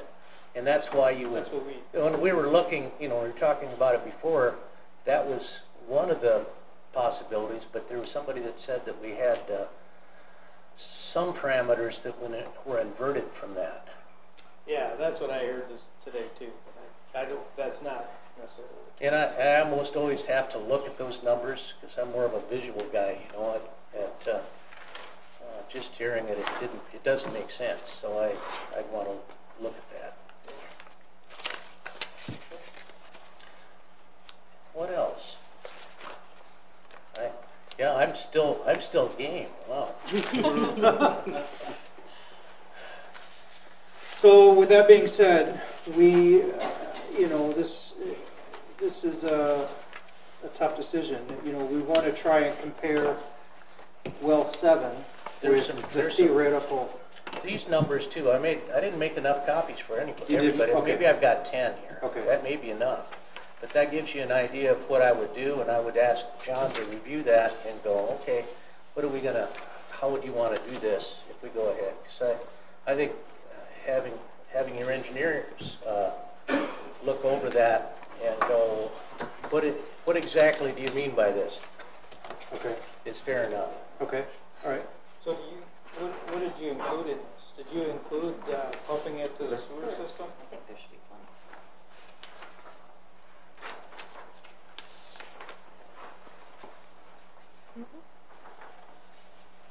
If we're going to pump it under 100 gallons a minute, I don't think that would be necessary. Okay.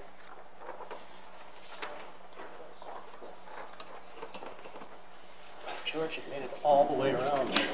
It's fair. So as far as the next step here, we're faced with, obviously, do we try and work with what we have at 7, or do we drill a more shallow well in the nearby area? We can't compare cost of one to the other because we don't have cost of treatment of well 7 as it exists because we've never treated it. We have a theoretical cost on what a well 7A would be. Kevin, do you have any input on this? Being, coming from the industry, what are your thoughts on this? I'd like to know. Well, not to jump ahead on the agenda, but I think some of these questions you might want to request out of the consultants looking at The RFP? the RFP. Yep. Okay. And you went straight to an RFP. You didn't get an RFQ to start with. We included the qualifications within the RFP. Yeah. Yeah. Just to kind of save time, we felt it was kind of an urgent. Sure. Trying to get. I would say since we know the time schedule for the request for proposals or proposals to be submitted, when we make decisions, we take away some of the flexibility from the potential consultants who are going to respond. I mean, I don't personally feel like we're in a position right now to have to make this decision tonight. No. That would be speaking just as a committee member, not as a consultant, allowing anyone who's going to submit a proposal to consider what Dick said tonight and offer some other possible alternatives or concur. There might be other ideas out there that we haven't thought of. Okay. One thing that I didn't bring up either is that I think that if you did use number 7, that doesn't mean that a shallower well 150 feet away from 7 can be used at the same time as 7. So in terms of making future more capacity and not loading all your wells as heavily, since it's in really a different aquifer, even though they're very close, you could run those two at the same time. That's a 12-inch main, Jeff? You said they may not be able to, or they can be able to? Yes, I would May say be able to. should be able to. So- we could potentially, sorry. Dawn, go ahead. We could potentially drop 7A at 280 feet, or 180 to 280, Right. And have another a couple well. hundred feet away, and then we could plumb that in and even do a little mixing station, if you will, or whatever you want to call it. Yeah. And then push that mix to the treatment plant. Yeah, and it doesn't even have to be a mixing station. You just run them them at the same time. And so with respect to what Kevin was saying, Paul and I were actually we've talked about that a couple times. Maybe this needs to be part of the RFP process. And my question is, first of all, what are your thoughts on that? Second of all, is it too late? Can we add, this question and answer page that you're going to have, the Dropbox type of page that you're going to have for the RFP? Is that doable? I mean, I think it's in there. Well 7 specifically, looking at... it's an analysis of sustainable sources of water. Okay, Period. so you think that under the heading that we have this RFP in place, it's fair game, you think people will be responding to that issue? If they're listening to these water Yeah. communities, Okay. Yeah. everyone will be. Yeah. Okay, what are your thoughts on that? I'm really hesitant to make suggestions like this because I feel like it would be stepping on the toes of those responding to the RFP. Okay. I don't think that's quite what Kevin was saying, but that's how I interpret it. And I would be disappointed if I was a firm responding to this and the committee is making decisions before they even get a shot. Okay, so you're saying you think it should be part of the RFP? Sense, but I don't think we're in a position to make this Okay, decision. that's what I want to hear. Okay, Does that make sense? I've heard that from a couple people so far tonight. Does any- Absolutely love the idea. No, I think Right. you're doing the right thing. I'd say that not moving today or a week from today is probably in your best interest.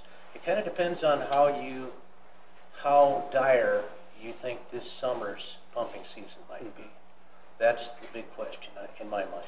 With our awesome conservation, I'll show you that. Okay, so again, in the interest of time, let's move on here.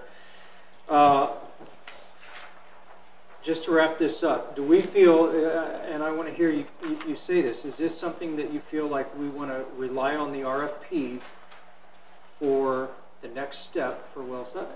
Does everybody agree with that mentality? I would agree with Dick that if you want something done sooner than when this RFP comes out, because setting up a project, even after that's done, is going to take some time. It's going to take time, right? It won't be anything done this year. Okay. So just with that timing thing, if we said the end of March, did come in, let's test it, let's make some decisions, let's make it into a production well because it's great. Would we have a production well running out of 7A before July? It depends on our engineering time in between, like the poet jobs, for instance. I'm working with just in-house engineering, and I drill a test well, and they decide, well, we're going to do a plant here, and we want it to be up and running this fall. And the way poet does this is that when they say they got a date in mind, it happens. And from the time I drilled the test hole, sent in the water samples, they decided to move 30 days later. They started building 90 days later, and the well was done by the time they started building 90 days later. Right. So 120 days out is easy. Is easily done. Easy. Okay. That's the private sector. Yeah. Right. Yeah, What's that? They don't That's have private funds. statutes that require us to Yes, that's exactly right. Good so point. they can move a little bit quicker than we can. Yes. I got a question. Is there any other data over there at that same depth, 100 to 200 feet? I'm just wondering, let's say we move forward with it, maybe that's good information to supply the consultants so they can make a decision on that aquifer. Move forward with the data that's already in place, or go get more No, data? I'm just saying get more because, Okay. and so it sounds like a lot of the wells out there we have good data on, but we don't really have anything, Right. In the upper part. in the upper part, and I don't, maybe somebody here said it, but I mean, we have like 5.9 million gallons of capacity in our permitting for that aquifer.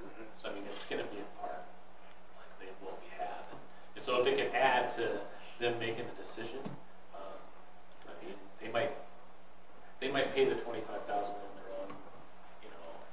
If they go out for it, they might hire somebody to take the test anyway. Sure. And so if it's available to them to keep the process going, I mean, certainly That is a good point. And it's, That's a good point, yeah. It might not be a bad idea for us to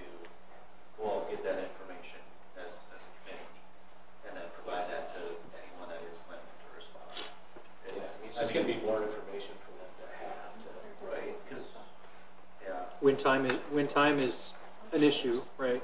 Which it might be, maybe it might not be, but. I was just thinking back to March 14th. Raleigh's discussion on well 6 and well 8. It's like, well, gotta get something done. Yeah, Mm-hmm. yeah. We don't want to hold up progress. I think that's an excellent point.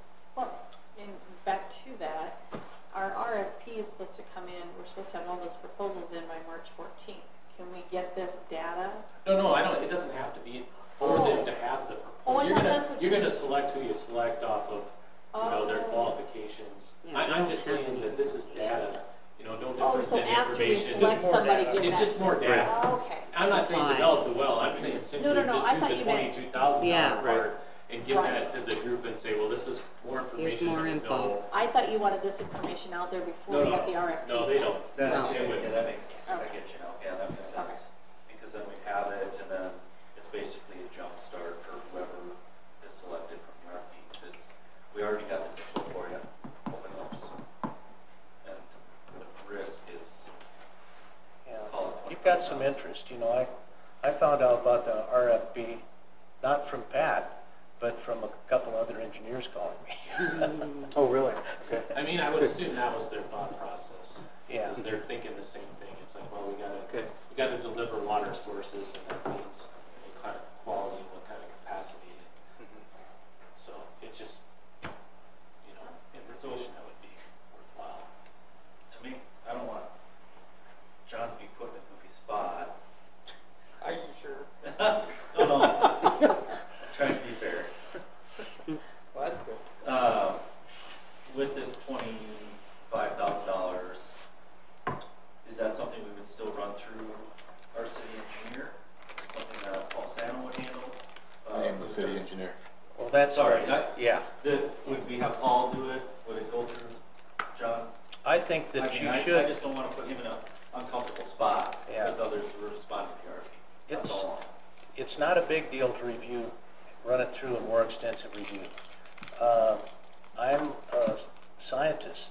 I've got 52 papers that have been reviewed by at least, anywhere from 5 to 50 reviewers. And that is why you are here tonight, my friend. Trust me. And so it doesn't, I think having a couple eyes on it is an advantage to you, and I think you should do it. Does that make sense, John? Yeah. Okay, I just want to. I think it's smart. And I invite John to give me a call. Yeah, I think that, because I'm open to revisions, explanations.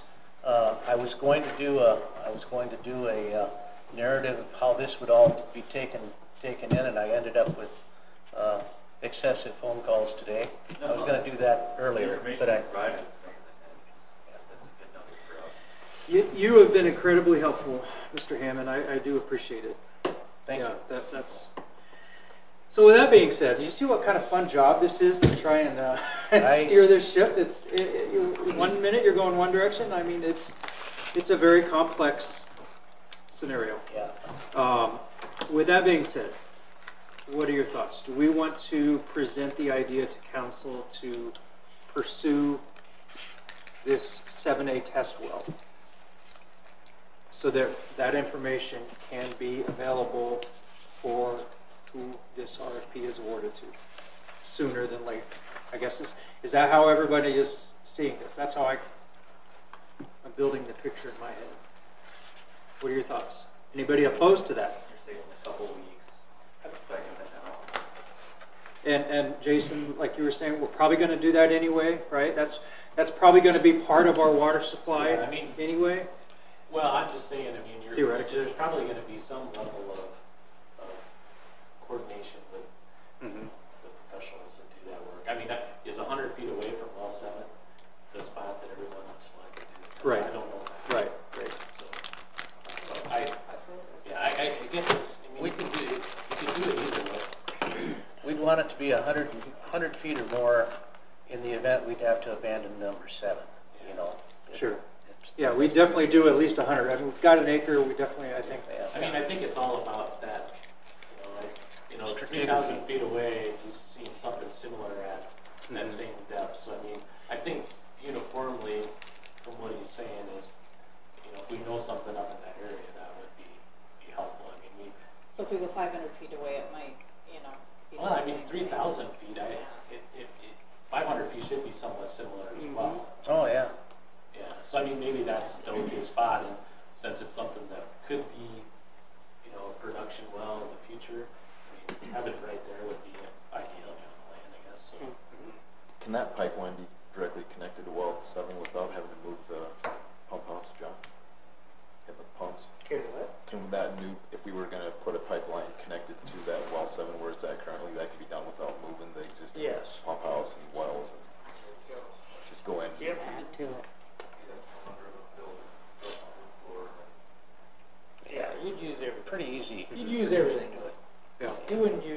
You'd lose your wells, all you do is set it up, pump up. But kind of, there might be the potential that we could Use both. grab both. some of, Use like both of you them. were saying, 400 gallons a minute of Right. 7, and then maybe 1,000 of 7A, and they're 2 different aquifers. We're covered with our future rights. We could pump it through the 12-inch main. I have no idea. So somebody tell me the reasons not to do this right Exactly. now. Thank you. Is our money better spent somewhere else? Yes. I was just Same thing. And that's really what we're deciding is, do we feel confident enough that well number 7 is going to be part of Braden's future to invest $25,000? And if the answer to that is yes, let's save the time and do it now. If we're not sure about that, then we wait until after a study when people have looked at all the other alternatives. $25,000 seems like a pretty low number to have that extra piece of information, but it's still $25,000 that you could spend somewhere else. Well said. What are your opportunities? Well said, yes. I guess the question is if you want to know the answer, you're going to do this, right? You won't know the answer until you do it. Not gonna know the answer until we do this. The question is, do we? But it's a bigger picture kind of thing, and maybe then Yeah. lead it to the RFP. I get it. But I don't think you're, even after the RFP is in, then that's just the start of the study. No, I know. And so it's, I know. Yeah. Okay, so all in favor of presenting the idea to council to move forward with an additional test well next to 7 or in the vicinity of 7, raise your hand. And I'm not voting. Okay, all opposed, raise your hand. One. Amanda, you rebel. Oh, either way. No, I like it. That's good. Okay, very good. That's what I need to know. So what did your answer? You don't know. The answer is people would like to move forward with getting this piece of information, this piece of the puzzle, All right. to have available for the RFP, I'm good with for that. the person that we select to respond to that. To be clear, this includes the gamma, red Yep. line, black line, Yes. and Yep. your third line that you also. Right, yeah, well, there would be several lines, and then the guy that, from the Twin Cities that will do the subcontracting to do that, and by the way, I included his quote on this. Yes, you told me, yep. And what I would do is you notice that it's centered, to set it up prior. What I'd do is I would charge you the rest of that and let you just contract with him directly. You can go through me if you want to, but I didn't plan for that, which would save you a few $100. Okay. Leave that for John to. All right. So, Okay. Just to clarify, John had brought up a good point, because when we were testing well 7, we were told by the DENR that we could not pump the water over the ground. I don't think they included any pumping rates in that. So that would be something that I would like to check to verify to make sure, because if we can't pump this on the ground, We couldn't pump anything. They wouldn't let us do anything. we just need to verify that to make sure that we're not, We had to we do gotta that. make sure we're including For the- all the costs. for Yeah, it. for test pumping, you mean? Yeah, because I had a pipeline that ran pretty much almost to the river. And we can do that, it's not a huge deal, but No. to do. They wouldn't let us. We couldn't dump it in the river. So where does it go? It goes to the Discharges in sewer. The closest sewer system to connect to, just so we have a mental picture of this, is I would say, A manhole on, no, 8th Avenue. Yeah, it's at 8th and Castle. So It'd have to be probably- disposed of. Probably a couple thousand feet. You're gonna have to truck it, you think? You're telling me we have to put it in a tanker? Yeah, that's what happened Okay. before. Hey, we got a fire department, they can do it as a water tower test. And is that a huge, I mean, are we talking a huge cost? We just need to verify. That lift Okay, station, okay. that lift station can't handle it. Okay. We just need to verify it to make sure that that's the case. Hey, Okay. That lift station can't handle we should check on that, because I know Yeah. we didn't dispose of it in the sewer before. Yeah, and that's all I'm saying, is just want to make sure we're including all the costs Yeah. before we. Yes. Right, that's no, I'm glad you brought that up. Absolutely. it. You'd have to go to a Yeah. different, we'd still have Okay. to pipe it to a different, that lift, there's a little lift. So before next council meeting, can we look into the cost of that so that we can present this idea, you know, his Well, I guess estimate you and could. include the cost of doing it right, you know, per D and R? Yeah, Right? yeah. Okay. All right. Okay, very good. Well, once again, Mr. Hammond, thank you very much. I just, yeah, you were a tremendous help for us tonight, and your travel down here was well worth it. I can promise you that. So, thank you very much. I got that. Moving on, we need to tackle some questions. This is peer review. This was on the agenda from last meeting, and we didn't get to it. Yeah, so we're going to try and push through this. I don't think this is going to take terribly long to discuss, but I know, Tim, you had some questions about the peer review process. Yeah, I just wanted to understand it, if there was any merit for us to do any peer reviews on whether it's the findings from the LP, where we're at today, any of the water studies, if there's any merit to doing that type of work. You know, there's a cost associated to it, and I don't know if, you know, much like doing this test ball, if there's any information we would find from doing the peer review, that would be a valid nugget, if you will, for us. So at this point, with us in the RFP process, again, I think it's not the right time. Right, But, right. I just want to understand going forward what our process would be. I think it's a pretty big changes, not changes. Big Decisions, investments and right, decisions. right. Is there some merit to throw, if you will, in our budget that we don't have, but should we be thinking about being prepared to do any kind of peer reviews on whether that's past work that we're making decisions on or work in the future?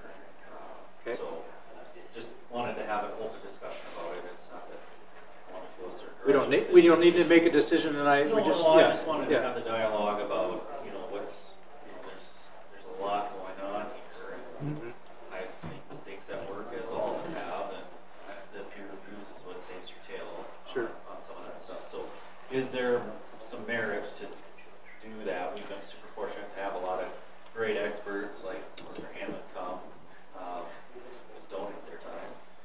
But is there something that we should be looking at before we make any other major decisions? So, correct me if I'm wrong, I'm trying to go back a couple meetings here.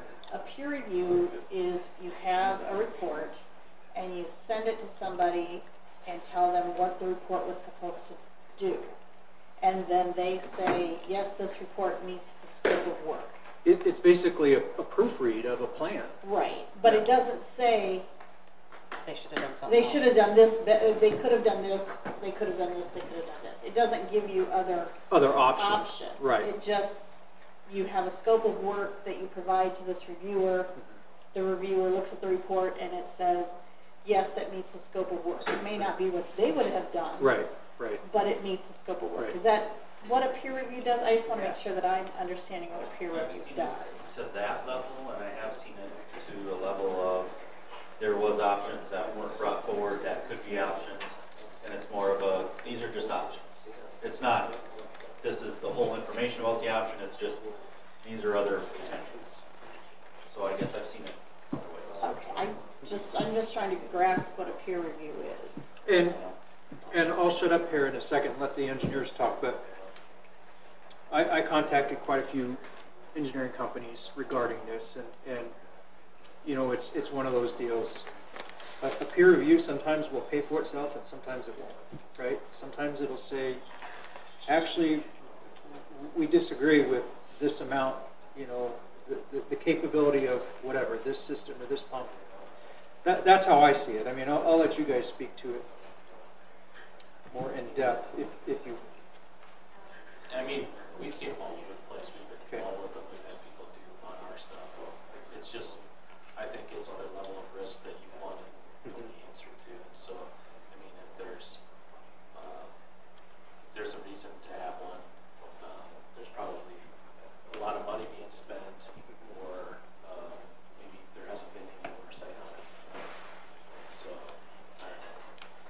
So I think that's the question here. What's the trigger for a peer review? Is it we're spending $500,000 on an engineering project, we want to have it reviewed, or is it $100,000, or is it $1 million, or is it not a monetary value, or is it a complexity issue? What do you see in the field typically? Yeah, it's not necessarily a monetary value. Okay. I'm a transportation guy, and so we do a lot of them on roundabout work.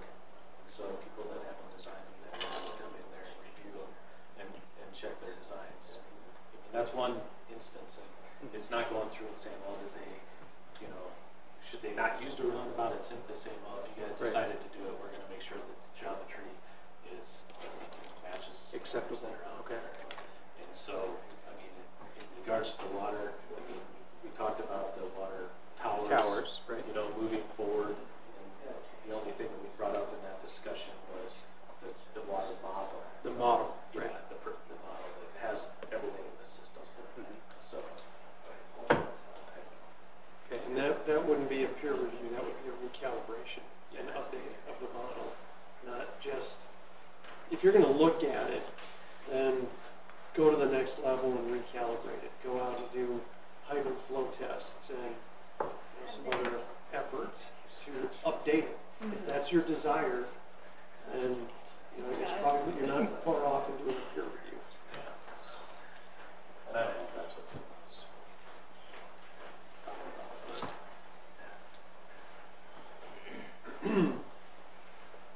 Okay, sorry. So why don't we do this, unless anyone else has any questions on the peer review theory. I mean, do you have a certain objective that you want to accomplish? Just kind of bring it up? Okay, bring it all right. up, have some dialogue on it, see Okay. if there's any triggers So- that anyone would have. Okay, so what I'll say is, why don't we do this as a group?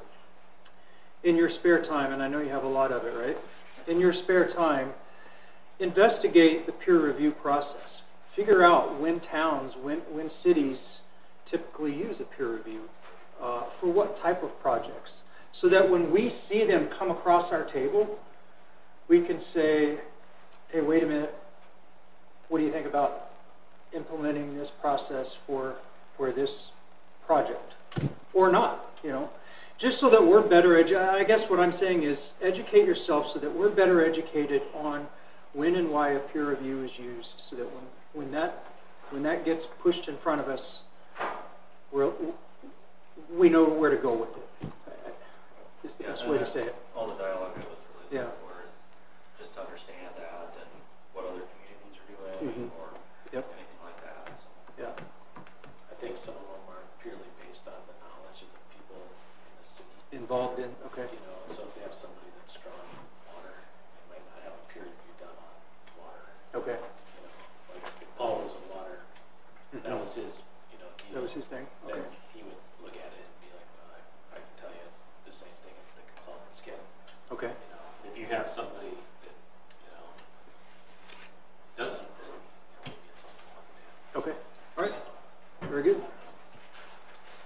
Okay, moving on. We put out we'll be done here shortly. We put out the RFP. I talked to Paul, and as you heard Dick say, it sounds like a number of engineering firms are already aware of it.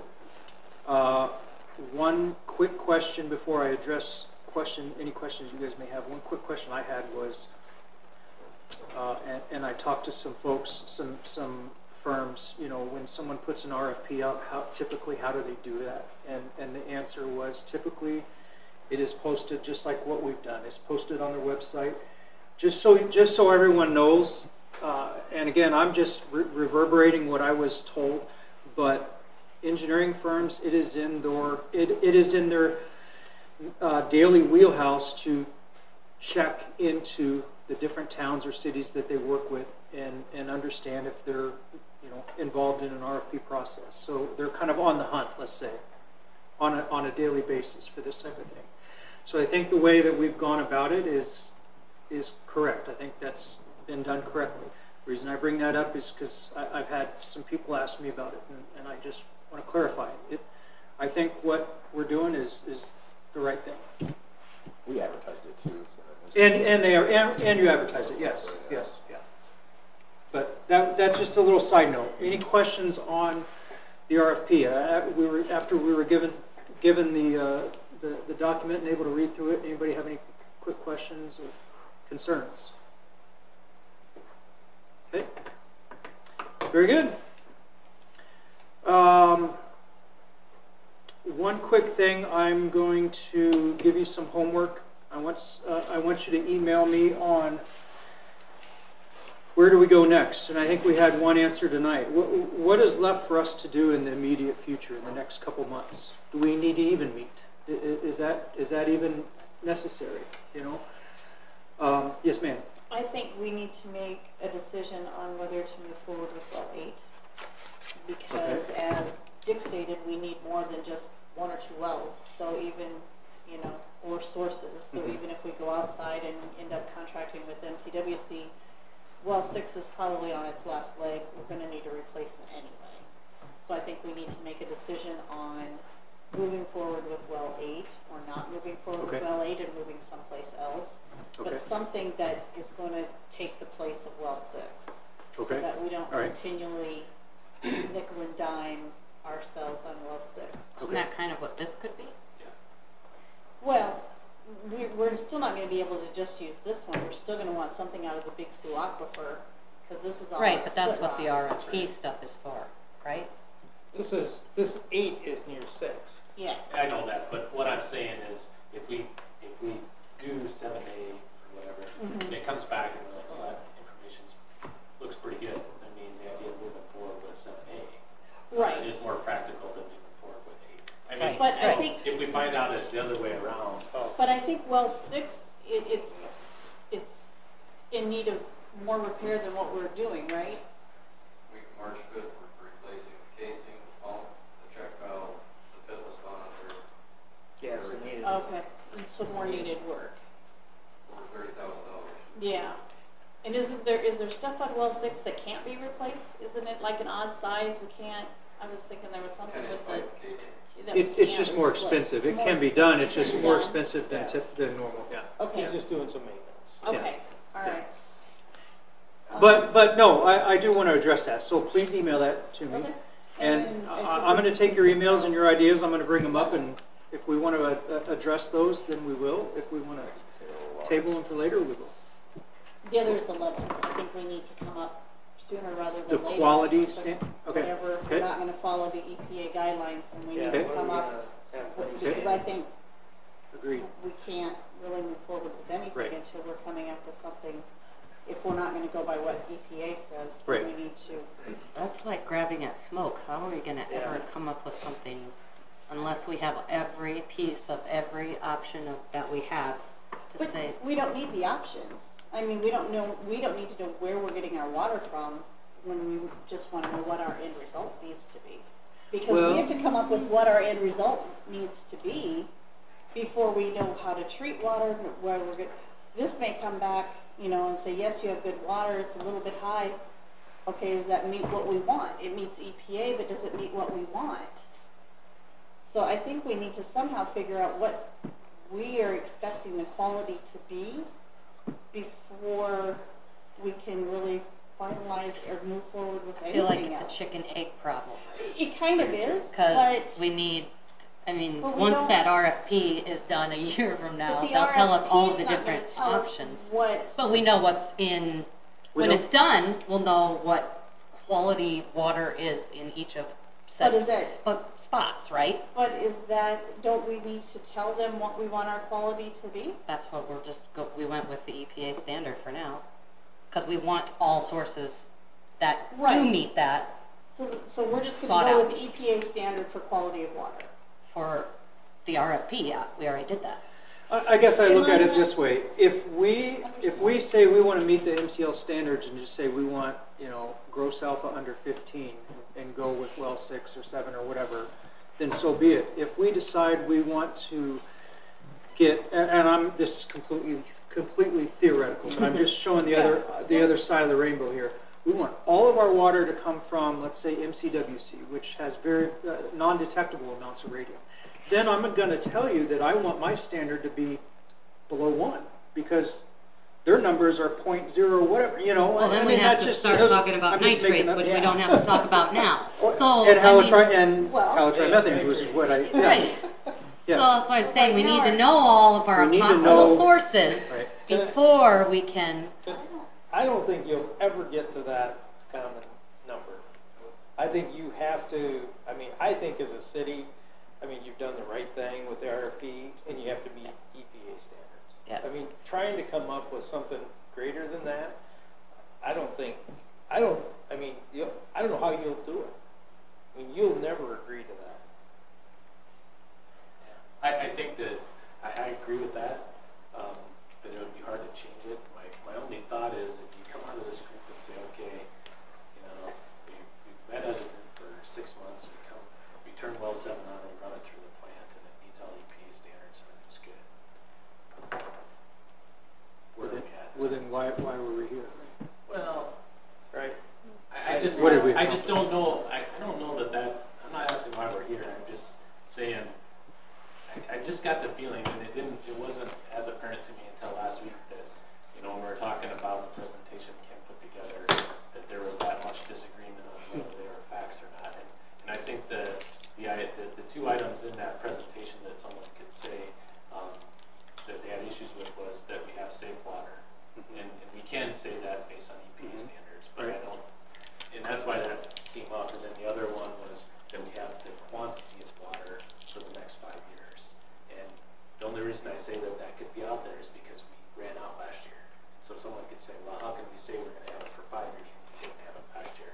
Now, I understand that going to odd even is going to is going to do that. But I'm just saying those are, in my opinion, those are the only 2 things that you can argue with. And I thought it was very good. And so, I don't know. I just don't know how you get past that. I don't know how you get And I past don't either, and that's why something I'm- greater than that. But we keep saying our quality of water, we need to fix our quality of water. Well, if we're meeting the EPA standards, what are we trying to fix? And I want to be sure that we come up with that number. Well, let me put it this way. We're fix. talking about building a treatment facility in the future. And we're talking about different options for that treatment facility, lime softening, reverse osmosis. Well, why? What are we going to base that off of? Well, yeah, 'cause we got to know what's coming into We're going to it. base it, we're going to base that off of how much do we want to treat the water? To what level, right? Exactly. That's another What level do we want? caveat. Yeah.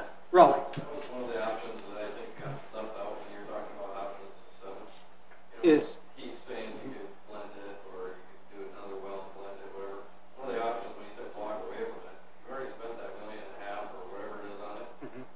5 to 7 years, it's in our plan, so we're going to need a new treatment plant. We already know what the water is. Now we can build our treatment plant based on what we got coming in for water. That's worst case scenario. Best case scenario, the better it gets. The other thing, well 8, has been mentioned a couple times. That's the redundancy.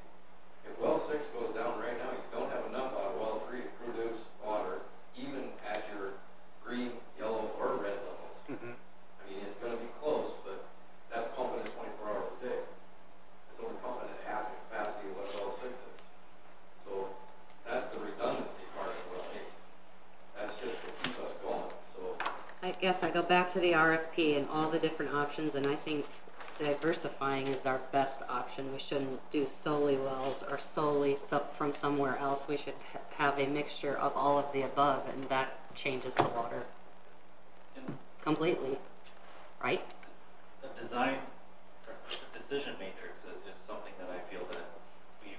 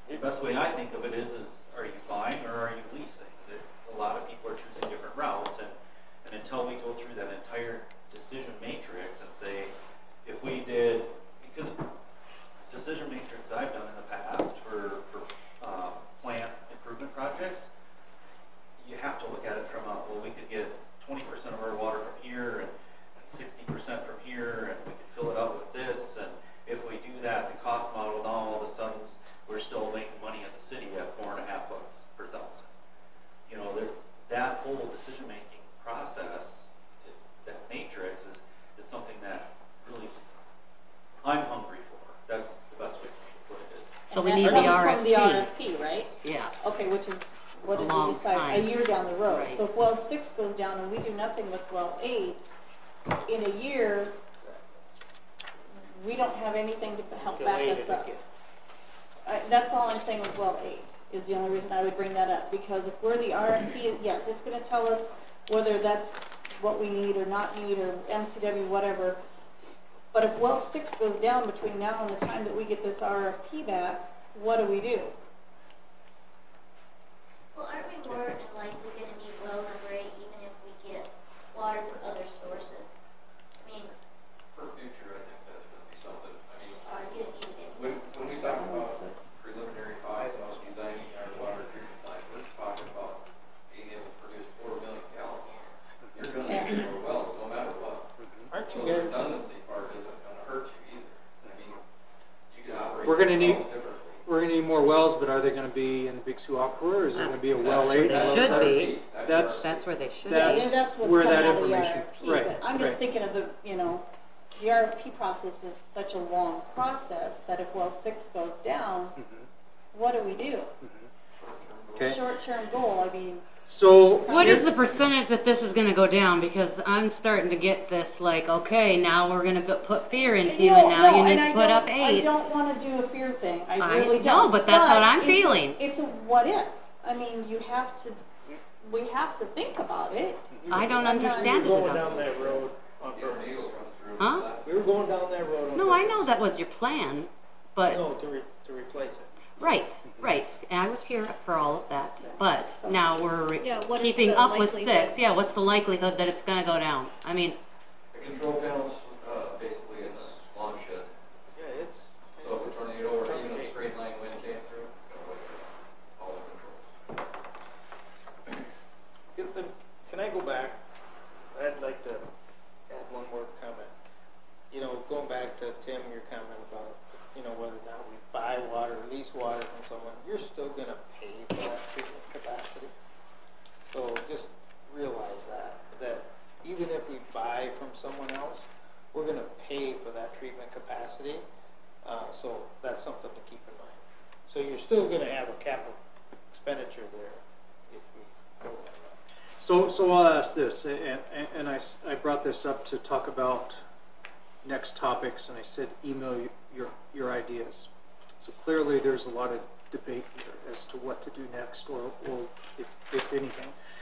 One idea I had also I want you to think about is short and long-term plan. I've heard from numerous sources we don't have a hard-written long-term plan in place, 30, 50 years, with trigger points, you know.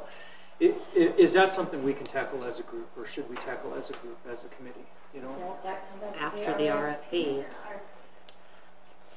we're waiting on RFP for long-term, Yes. as far as I'm concerned. But short-term is where apparently all of the gray area is. in my I guess eyes. what I'm talking about in long-term plan is, what do our needs need to be 20 years down the road, based on population projections, that kind of thing?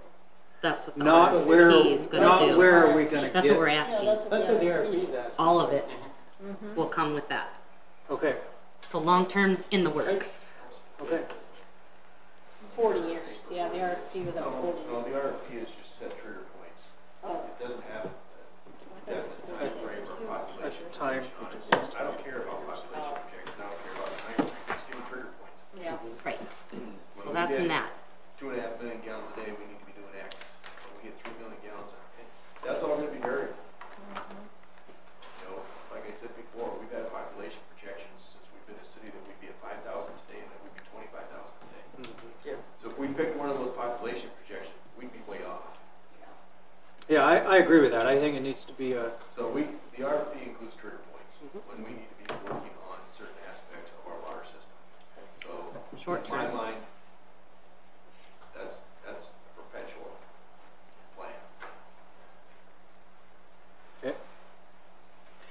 anyway, we've got 5 minutes left. So with that in mind, email those ideas to me and we'll get to them. But we need to come up with, do we need to meet it, you know, within the next month? If so, what do we want to tackle? And again, it's not as easy as it appears. So when was our next meeting? next meeting, Brian, is this room was Yeah, it'd be March 6th. March 6th. Okay. March 6th is the next regular meeting, and Yeah. then March 21st. has been moved to the 22nd, maybe. Just keep Because March 20th is our regular council meeting, March 21st is going to be the board of review. And if we have a lot of people that want to protest evaluation, we may move it to Wednesday as well. So we won't know that until probably a week before. So May March not even March need it. 20th is a We might Tuesday. have to take that. Yep. That's March what. 19th is our regular council meeting. Right.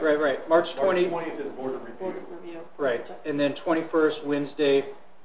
Is the Possible. tentative schedule Possible, for the water committee, right. depending on how many people. Otherwise, that Thursday. Okay. If we even need it. If yeah. Just saying, March 6th, we may hammer out this short term and call it. Call it. Call it. Call it for a month. Okay. So, and we'll make sure to clarify that at our next meeting. Update to be written and reviewed. Any takers?